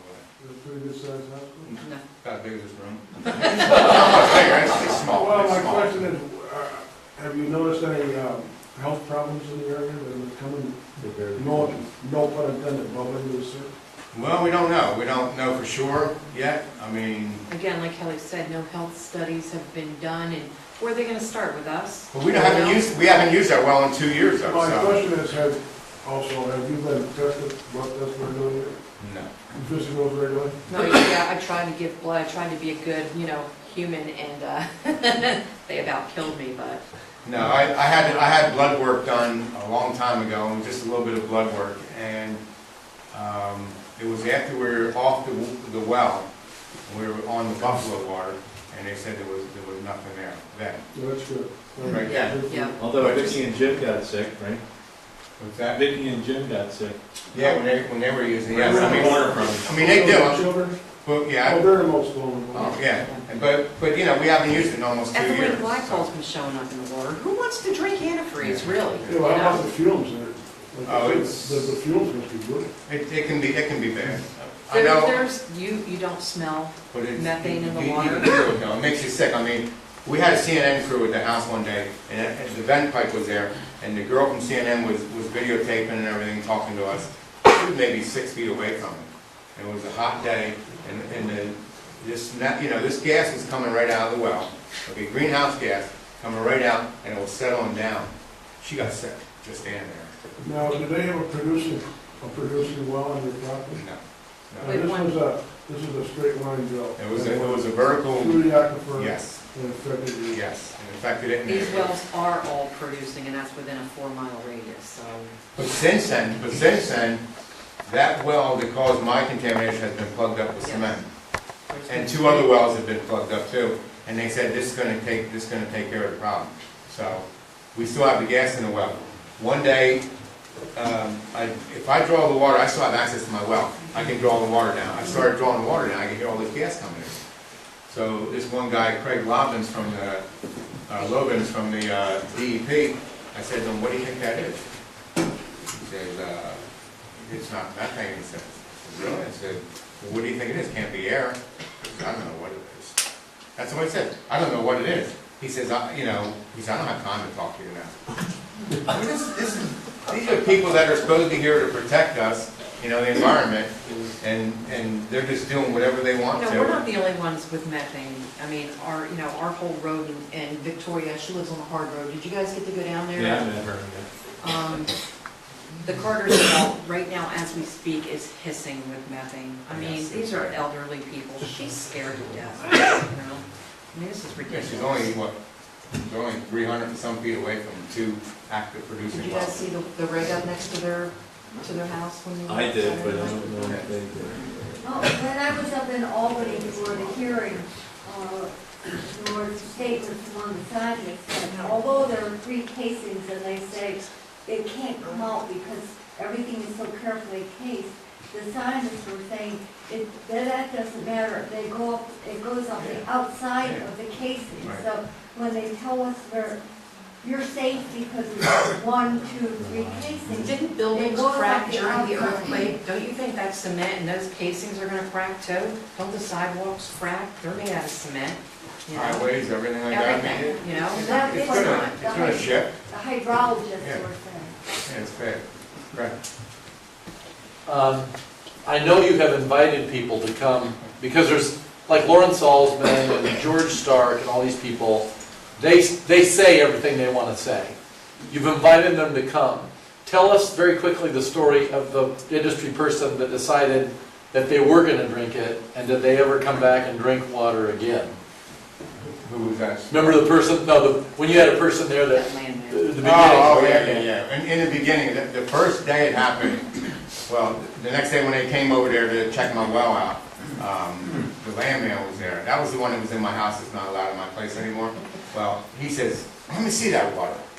So I got him a glass of it, and he looks at it, and there's nothing wrong with that water. Drank the whole thing right down. I said, what are you crazy or something now? So the next time he came back, I offered him water, and he wouldn't take it. I don't know why, but he wouldn't take it the second time. Do you have any semblance of a normal life left? No, absolutely not. I work a lot. I work 6 in the morning till 5 at night, and I've been working 7 days a week since May. And at nighttime, we do this stuff. So your whole life is revolved Absolutely. around how your life has been Absolutely. destroyed by these gas companies. My kids say, what's the difference? You're not going to be home tonight anyway. That's what they say to us all the time, because we're gone. We put 20,000 miles on the vehicle last year, driving around to forums, We were in Albany, the Finger Lakes, New York City 3 times, Philly. I mean, we've been all over the place. When you're not doing the actual fighting. Well, that's just, you know, we're not activists. We're just, I call myself a teacher. I'm just trying to teach people the facts of what happened to us. That's all I am. And there's only one thing we ask for, and that's clean water. Yep. I want clean water for my neighbors, I want clean water for myself. Yeah, we want clean water, and they can't seem to get it to us. Hey, we were happy with the water line. We were celebrating. Yeah, yeah. I'm telling you, we were. We were gonna have peace at least, Yeah, you know? finally. At least I'd be able to sell my house because it had a source Yeah. of clean water coming in. But you know what? If they turn my water off Monday, I don't know what I'm gonna do. I can't go back on my well. First of all, my water looks like this. I can't use the system that's down there because it is contaminated. The pipes are clogged, solid with God knows what is in those pipes. And I just can't hit a switch and flip over and just turn my well back on because they have my whole basement screwed up. It revolves around that system. I have 2 questions. The first one is, what is a flare-up? And the second is, have you seen any flare-ups around your neighborhood in the last 5 years? Flaring? Yeah. Flare-up. Oh. Yeah, flare. Well, First tell them what one is. Okay, a flare is when they're done doing the wells, they're done fracking and everything, they'll run a pipe off the wellhead, and they'll run it over and put a big pipe sticking up in the air, and they'll light it. And they'll have the gas shooting out of it, or the flame shooting out of it. Now, we heard that it's done for 2 reasons. We heard it's done to get the pressure right or something, or to get all the contaminants out. When the flame gets really, really blue, that means it's getting clean or something. Well, we can tell when they're doing them, because we can hear them from our house. Now, I heard one time, and I mean, it's so loud, it sounds like a jet engine outside your window. I mean, it's that loud. And we can look over to the sky, and you can see the sky lighting up, right? So we followed the one night, and it was 5 of them. There was 5 wells, right up again, you know, like that, all going at the same time. Josh Fox, he was there with us, and he was filming it. We had some other videographer, he was filming it. And all these 5 were going, we're driving around all these different roads trying to get the best angle. All of a sudden, the one well went out. And you can see all of this stuff just shooting up and everything like that. And you can see them throwing flares up there to try to get it to light up. You would think the other one would light it up, but it can't for some reason. So then they got that one going. So then after that one, they run like that for almost a week. That one went out, and then all of a sudden we heard another one. So that was pretty loud. So we drove down the road, and this one was about 4 miles away. And we got there, and there was 2 of them. And I mean, these things were loud. They were louder than the 5 together. So then that one went on for a week. Then all of a sudden, like a week after that, we heard one again. And we drove over to it. It was about 3 miles from our house. It was 4 of them going. I think Now, this is the closest we were ever. The closest I you can could hear to get. that wall away. Yeah, a little You bit just- farther than that. Oh, I don't It's know. about between like 50 to 100 feet away. You could get that close to the well. And I'll tell you, the leaves on the trees where we were standing were all curled up from the heat. It had to be at least 120 degrees on the road. And I mean, hot, and it was so loud. This other couple came driving up that we know. It was like midnight. And we're up there, you know, just videotaping and everything. There was nobody around. Yep, and they This came. is not yeah, regulated. It's not regulated at all. They came up and they got out and we started talking. We couldn't even talk. It was so loud, you couldn't even hear each other scream. So we finally left, right? So the next night I came home and I don't hear it. I said, wow, that's pretty odd. One day and that's it, you know? So I said, we'll go up there tonight. So we went up there, we didn't see the flame or didn't see the sky lighting up or anything, so we decided to go up there. We could see all the lights lit up, you know, that they have lit up there. And I looked and I said, what the heck is this? It was all, they stopped the flame and they were shooting the raw gas and all the chemicals right up into the air. And I'm telling you, this cloud had to be over 100. We have it videotaped. Yeah, I got it if you don't videotaped. believe us. It's over 100 foot wide, and I mean, not just, you know, just rising up. This is shooting up, I mean, with pressure all over the place, you know, for at least 100 feet, right? So we're standing there, and I'm videotaping everything. All of a sudden, the wind shifted directions and come over to us. You The can't. smell, You I can't. oh, I don't even know what, Smell I like you can't. don't even know. It was so horrible, it just took your breath away. We had to get in the truck and leave. Now there's people, there's houses within a quarter of a mile here, and that's supposed to be safe, not regulated? Something's wrong here. Don't they have to have air emissions for that? No, they are It's exempt. They are exempt from the Clean Air and Clean Water Act of the U.S. Constitution. Yes. But it is No area? No. There's no regulation on flaring. That's a single, guys. Oil and gas. 5 was like, you're standing behind two 747s revved up for takeoff. So that if they were here in our field, or next door here, the field, that's what we would see? Oh, You'd yeah. see- Well, as many as they're doing, there was 5 when Julian and Craig and I showed up.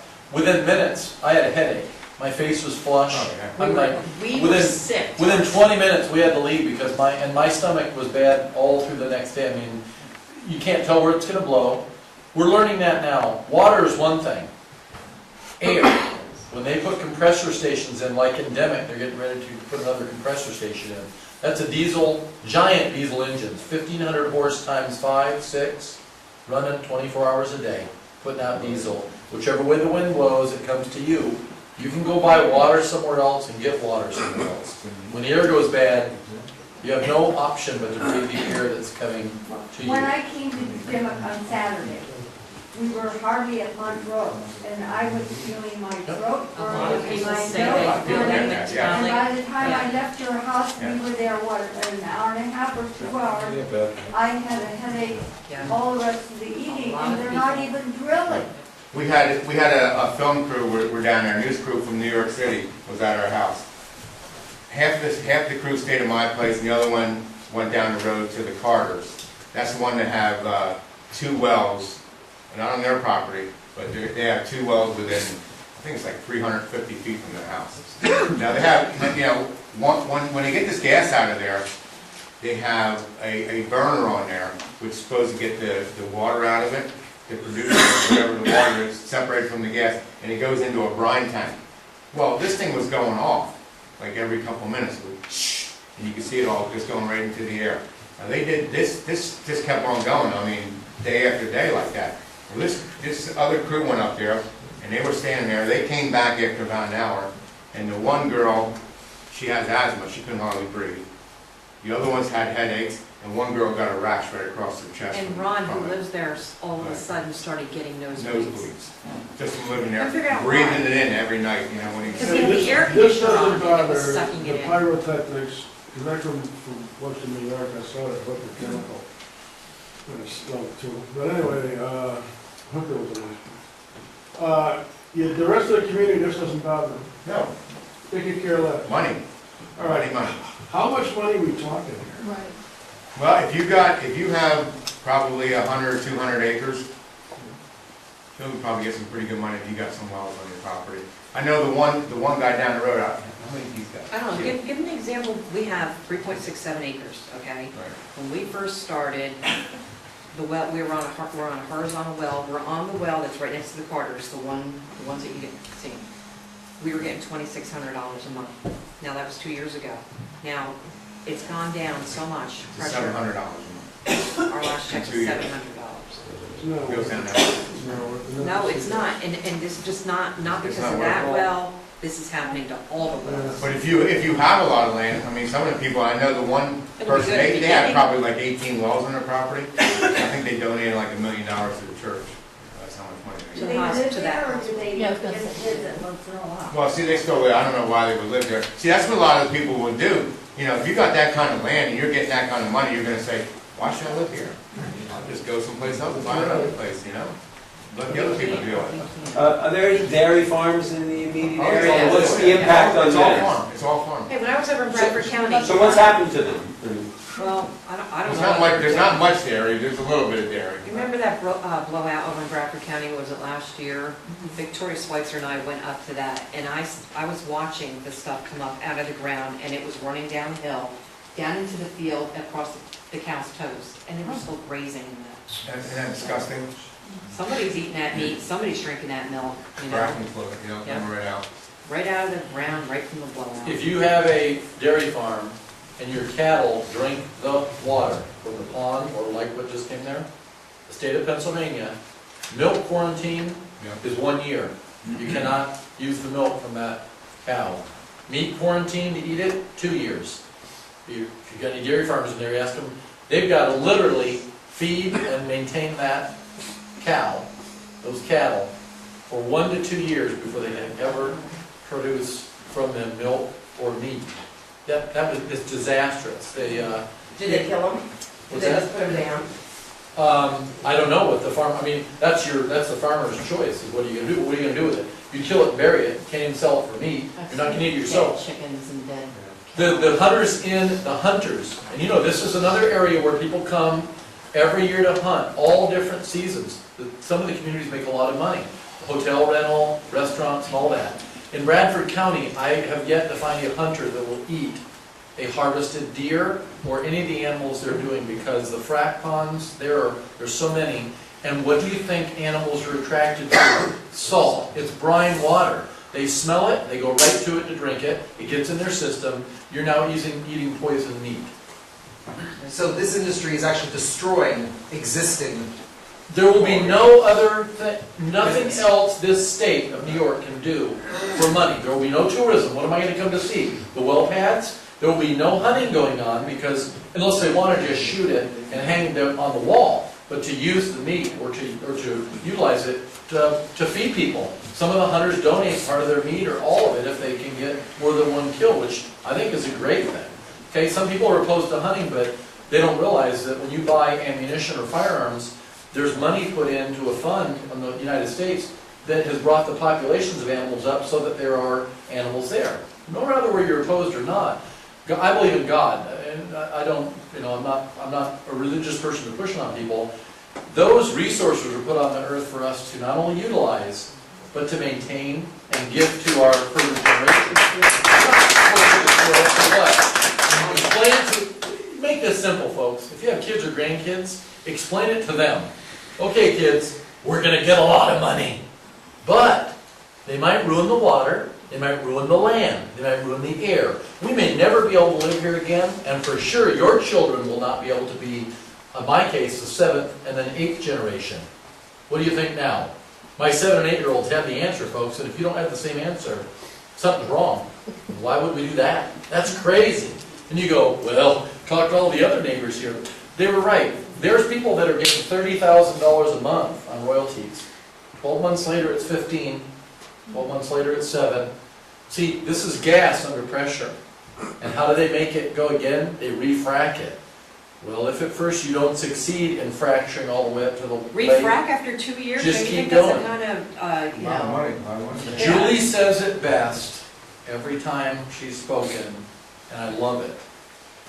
You can do what? I can live without gas, but I can't live without water. That's right. That's the answer. Can't live without it. Can't live without energy. Water is another. I say this when I speak, and I didn't say it earlier, but it's important to realize this. If you and your family want to commit generational suicide on your property, hey, invite everybody over for Thanksgiving from all over the country, turn the gas on when you're all asleep, and say goodnight, Gracie. Okay, if you want to do that, if I find out about it beforehand, I'm going to call the police and try to stop it. But it's on your private property, in your private home. But if you want to kill your family with a nuclear bomb that's going to take out the entire community and the entire area, that is not your right to do it. Don't think it ever will be your right to do it.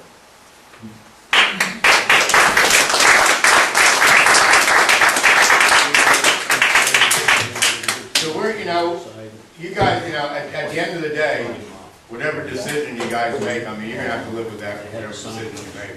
Whether you go with it or go against, Yeah, I'm not saying it's all bad either. I mean, geez, like Kelly said, the hotels are booming, the gas stations are booming. I don't own a gas station or a hotel, and I'm happy with what money I have. Craig and I said, geez, if we got $100 a month to pay our electric bill, we'd be happy, And, but it's not worth my water. It's not worth what I've been through or what they've put my kids through. I can't even have my grandkids over, We never knew anything about this, like out west when they had all the problems in Yeah, Colorado and all that. non-disclosure crap, They I'll never sign that. Yeah, they never told anybody what happened because they had signed the gag orders. That's why they never did. That's why we're so against that. That's why we go and talk to everybody. Because I just couldn't, how would that be right for me to sit at home and not say anything about it, and not say anything about it? That's why we have to go out and say something. Thank you.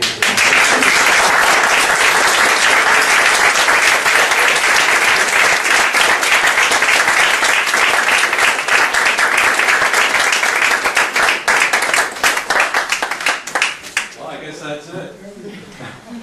We can go on. Oh, we can go on and on all night, really. We got thousands of stories. for us to go on. Oh, I just meant thank you for doing this, I didn't mean you had to stop.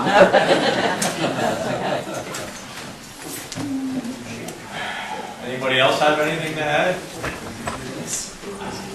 Brett, When got I- anything? When I went to the DEC hearing, and at the very end, after hours and hours and hours, one of the other people on the environmental board who listened to all the testimony, he said, where are your legislators from upstate, where they're going to be doing the drilling? And they were from New York City and Westchester and Long Island. And I want to ask us, where's our town board? Where's our mayor? You know, where's our local representatives tonight? There's one right here, Paul Hamilton. Okay, thank you.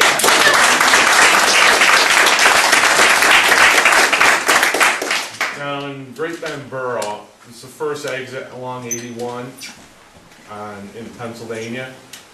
For our borough council, we decided, okay, let's put it out in the paper. Let's see if, because I've already said, okay, here's what we need to get a municipal distribution system.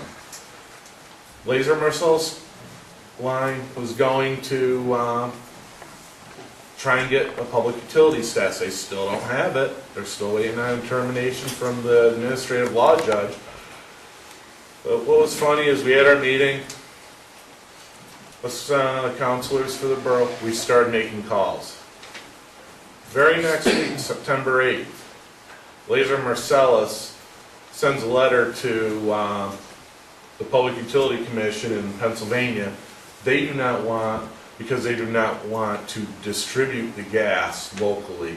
They're there to transport the gas from the wellheads to the Millennium Pipeline, or to the Tennessee if they ever do the line going south.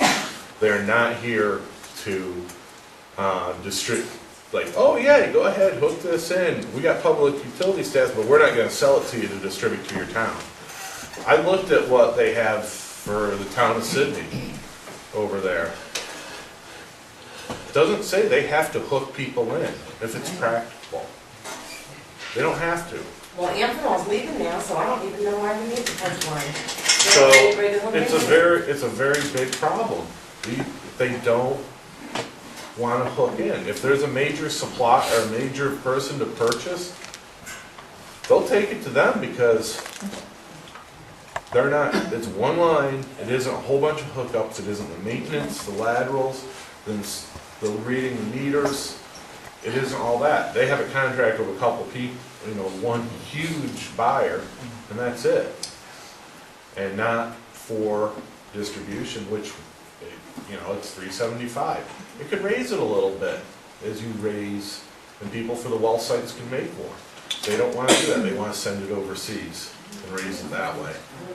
Not U.S. gas for overseas, not for the people. Well, they'll probably turn around and sell it back us for a profit.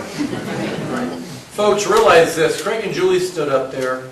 I didn't even live in the area. On September 11th of 2008, over 3 years ago, their water was damaged. The state actually got the CEO and their lead attorney twice to sign an agreement that said they were responsible for it. We have copies of those documents. They were put in the paper. We are responsible for this. We will fix it. That was 3 years ago. They haven't fixed it. When an industry comes into a community or into a state, look at what they leave behind, not what they do. It's very easy for them to do this, get everybody ramped up, they do their thing, and they get lost. And if you think the companies that you sign a lease with will be the ones that own that lease 5 years from now or 10 years from now, you're crazy. They're going to sell and resell until the guy that gets it doesn't have any interest in you. It's all about the money, but once it's done, they're going to pull up stake like, how many 30,000 wells here are capped in New York State right now from previous stuff? How they leave it is what you should really judge them on. Not when they come in courting you. It's when the marriage is 40 years in, when you determine, why in the hell did I pick this guy? So that's the thing. Somebody asked about the local elected officials, what they're doing down at the mayor, et cetera, the usual suspects. There's a town board meeting this Thursday, isn't there? Yes. Where's Paul at? Paul, where'd you go? Right. There's a town board meeting this Thursday, right? Yes. Are you going to try to deal with the pipeline at that time? As far as I know, they're going to talk about it, yes. Are you going to vote on it? I have no clue. I'm not in. So they treat you like a mushroom? I'm not in the dark, group you that- think you're bullshit or what? Paul, that's not true that you're not, you don't, you know whether they're gonna vote on it or not. Come on, be honest. They're gonna vote on it. What? We gotta start from square one again. They can't vote on it? Well, Amphenol, the reason that we are getting a That's all, line how is it, is that's because all Amphenol was fact, coming Jim in. won't die, whatever it is. I have something to add. So they Are are. they going to address it? Because I plan on going to the town. As far as I know, they are going. And I just don't want to hear another shouting match and all that other jazz. Well, as far as I know, I'm on the agenda to speak, and I asked Lisa French to give me 3 minutes, and I'm going to ask Pete Cordes to make a motion to delay the vote on the pipeline for 120 days, and I'm looking for somebody to second that Okay. motion, and then I want to vote. Do And you I'm going to anticipate him doing that? I anticipate Bob McCarthy telling me there will be no arguments right. taken, and we're going to proceed right to Well, the shouldn't vote. someone on the town board say, wait, I make a motion? But that's not going to preclude me from showing up. No, We're right, still going to I try. agree.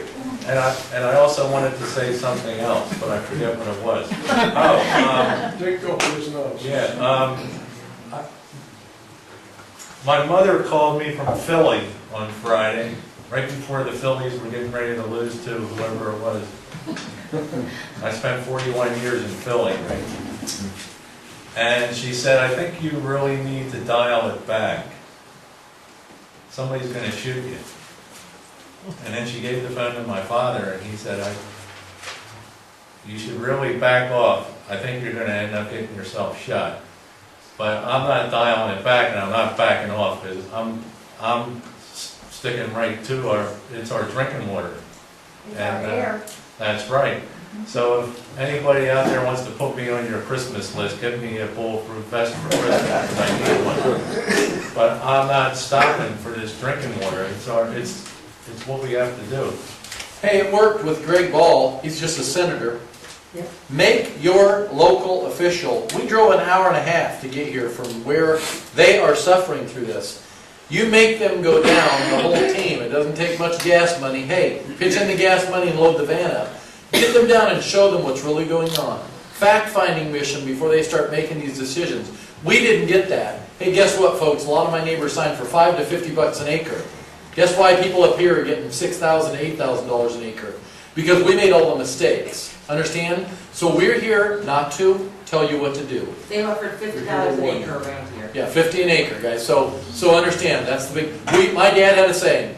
They came here in the beginning and threw nickels around like manhole covers. And Craig and Julie are collateral damage for the gas company. 2 months ago at that last meeting in Sydney, remember when that little square-headed geek stood up from Mirabito? Yeah. He said flat out, we are going to pull gas out of New York to the tune of $29.88 a barrel. I remember that number. And he said, why should we spend $99 a barrel when we can pull it out of New York for $29.88? But figure this out right from here.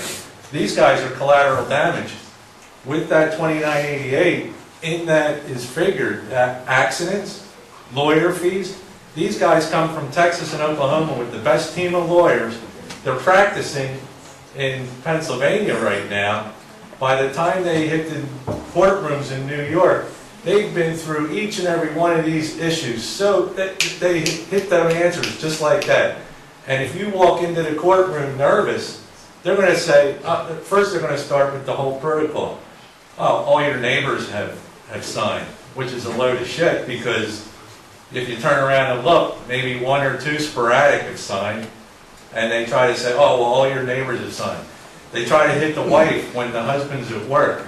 They knock on the door. They want the wife to sign a disclosure form or a waiver of some sort, like the guy down in Bedford who was at that meeting at the library. They hit his wife while he was at work. She signed the paper, and it's binding in court. And it's the whole protocol right on down the line. They got this team of lawyers, and that's figured into the cost of $29.88 a barrel. Plus the truck drivers, plus the unskilled laborers, the pipeline that they lay. The gas is coming out of New York and heading to Binghamton. From Binghamton, it's gone to Pittsburgh. From Pittsburgh, it's gone to Tennessee.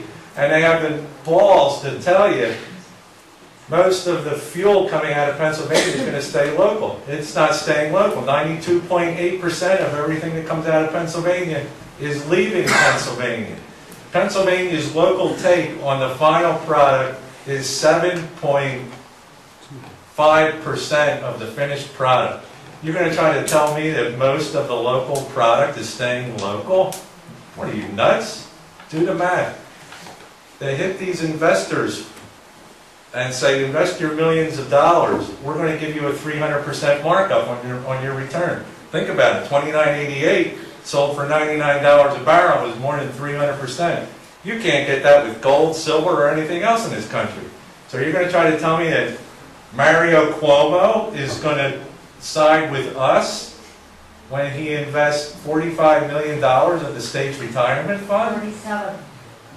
And he's going to get 300% return on his markup? Do the freaking math, people. It doesn't make sense. He's going to tell you one thing and do the other. The only one that's really on our side that speaks up at any length is Kirsten Gillibrand, and she's like outnumbered.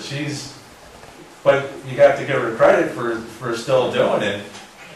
But there's absolutely no way. We're going to stop it. All we can do is try and delay. You have to delay. So on Thursday night, we can't stop the vote, but we have to put a motion on the floor to delay it. 120 days. That's what we need. We need a motion to delay. And we got a second. And hopefully we get the third vote. So we got to schmooze the other 3 people for that third vote. If Pete Cordes ends up voting with us. There, I vented. I hate to burst your bubble, folks, but in Pennsylvania, we're a heaven to hell state. We own our own property. We own it at the center of the earth. You guys have already been sold down the road. You're forced pooling. If a majority of your neighbors around you sign, you get sucked in. They average the amount of royalties, and that's what you get, or minimum, whichever it is that's bigger. And you're getting no upfront money. So if you've been holding out your 500-acre farm to get rich, and they force pool you, there is not 1 penny of money coming to you until they start producing gas. And guess what? Not only don't they have a meter on that well to tell you how much came out, but guess what most of the contracts say if they were signed before 4 years ago? The landowner will pay all setup of that well out of their royalties before they'll ever see 1 penny. They told me, I said 12.5% and 87.5%. Why are you guys keeping 87.5% of my mineral royalties? We have to do all the work and set up all the well and get all this stuff done and get it to market. And then you read the fine print that says the person in the mirror is paying for it. They're lying. The other thing is, when they transport, they're building a pipeline on my property. Do you know who pays the tap-in fee? Not the oil and gas company. The landowner who has the privilege of allowing their gas to go into that. The landowners are going to charge out of their royalties. We are lucky enough to have people who have lived through this come speak to us of real experiences. Corning is a gas company. There is no reason to believe that they're going to treat us any differently than what these people have related this evening. If we go away from here and don't take what they have told us and use this information, we are stupid. Bluntly.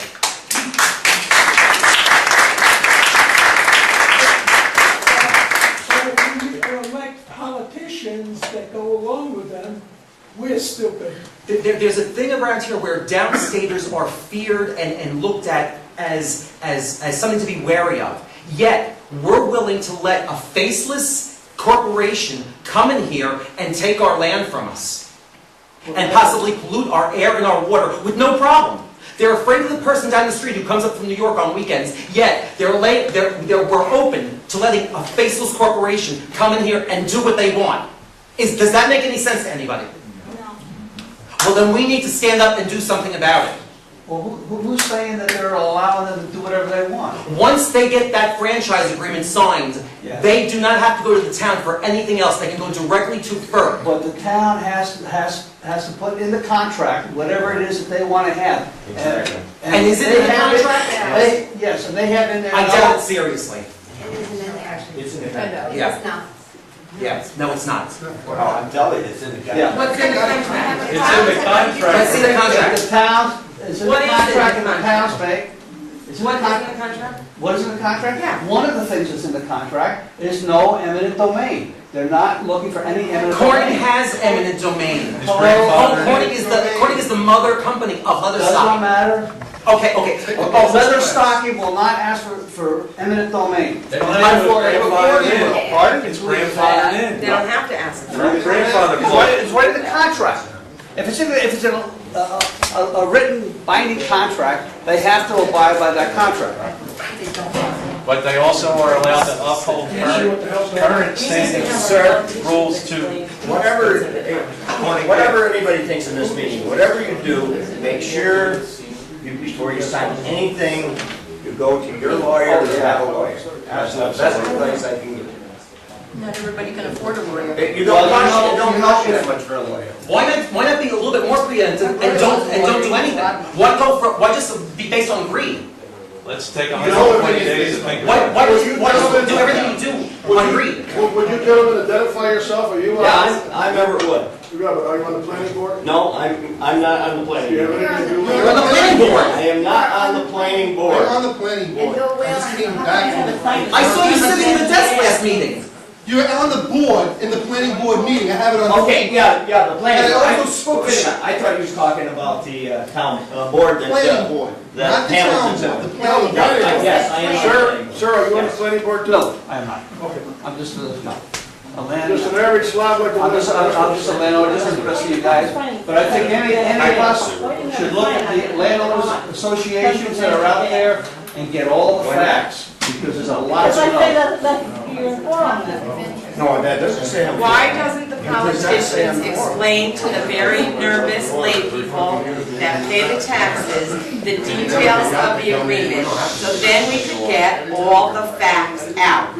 That's what we need to do. We need our town supervisor or our planning board people to inform those of us that are terrified of the value of our property, the air quality of our property, stewards to the land, whether you're Catholic or not, of God. And you can laugh at me all you want. If everybody, instead of all this bickering and tit for tatting, why does not our local government stop for a minute, have a meeting, and explain to us, line by line, the contract that they want to shove right down? What is the problem with that? Are they afraid of what? That's No, they what. wanna have secret meetings. But that's what's inferred if we're not informed. And another With thing, any have any members of the relationship. town board, do they have any leases out with the gas company? And shouldn't they identify themselves in public and say, yes, I have a lease? The only leases. Because they have a right to do The it. only leases that are in the town of Sydney, the gas companies, is one to Chesapeake, which is over by I-88, and the 2,500 acres that was leased. So no members on the town board have any interest in this? Let me finish. Please let me finish. You asked a question, I'm trying to Okay, answer. finish. And the only other land that's leased is leased here, that was Atlas leased 10 years ago. Ivan Bennett's lease just run out on October 30th. And they have done nothing on his land, so he can get a release of that because they cannot renew it. And there's two properties over on 357, Loomis, and, what's the other one? No.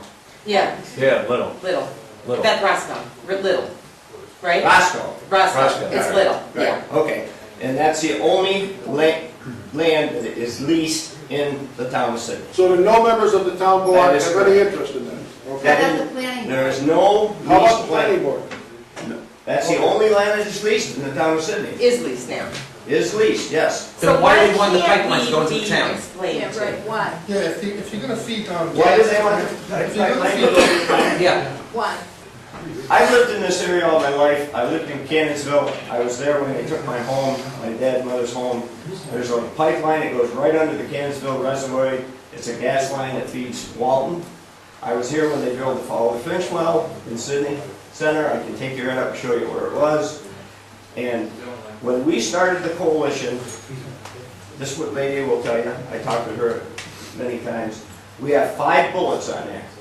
And we said, those 5 bullets are what we represent. We are not telling you that you've got to have lease your land or anything. We will negotiate for a lease and you make the decision whether you lease it or not, and we're done with this. This was supposed to be a one-year thing. It's been 3 years. That doesn't answer my question. Why do they want the agreement of the town? If Russ Miller from Leatherstocking said it was not financially feasible for them to run that line for 2 farmhouses. That was exact words. That isn't what Russ Miller told us. Yes, he did. He said that in the public meeting. It's on video. Wait, let him. Hold on. See, you won't let nobody. We need to let him talk. You won't let anybody Talk. give you facts, Talk. okay? Russ Miller, and you guys can go up to Vernon, New York, and see what the gas line they put up in there, how many people they hooked up, how many they thought they were gonna, and they did hook it up to the rest of it. Their plan was to get the big businesses, they needed 2 anchor customers, and that was Amphenol and me to bring the pipeline into Sidney. No, Amphenol's leaving, Well, maybe. But They're leaving. They've announced they're gonna relocate. but that's not going to be in Delaware County, we kind of all know that. We all don't know that yet. Does it dead end in Sydney? Okay. Believe me, And that- Mead, okay, enough of Dead that. end. And my understanding is Mead doesn't want it. I don't know that. Okay, The last- and so these, Everett, this is what I mean. These are the facts that I think you deserve to know. But the idea of a pipeline into Sydney, We're in not- the town of Sydney, village of Sydney, And everybody, I know, go ahead. this village of Sydney has tried to get natural gas for years and nobody would come in. Walton's got it, Oneonta's got it, and everybody, and it's a lot cheaper. That pipeline, there needs to be a pipeline for national gas into Sydney for cheaper oil than what oil is. We are on the verge of fossil fuels running out. Why are we prolonging this? Why are we moving to a greener, cleaner? I'm just wondering, now that you've heard people who are living with it, what do you think about Oh, as far as that, these people here, I sympathize with them. I think it's a tragedy. And if you look at, I've signed a decree. I can only say so much, but we have been to Demick, Pennsylvania. Listen, please. We've been to Demick, Pennsylvania. We've been up to, what was the, Herkimer. no, Corn. The gas company from Canada that built it for me. Norse. Huh? Norse. No, not gas. North is. We went to their facilities, they took us through it, we seen everything, and we've been all over.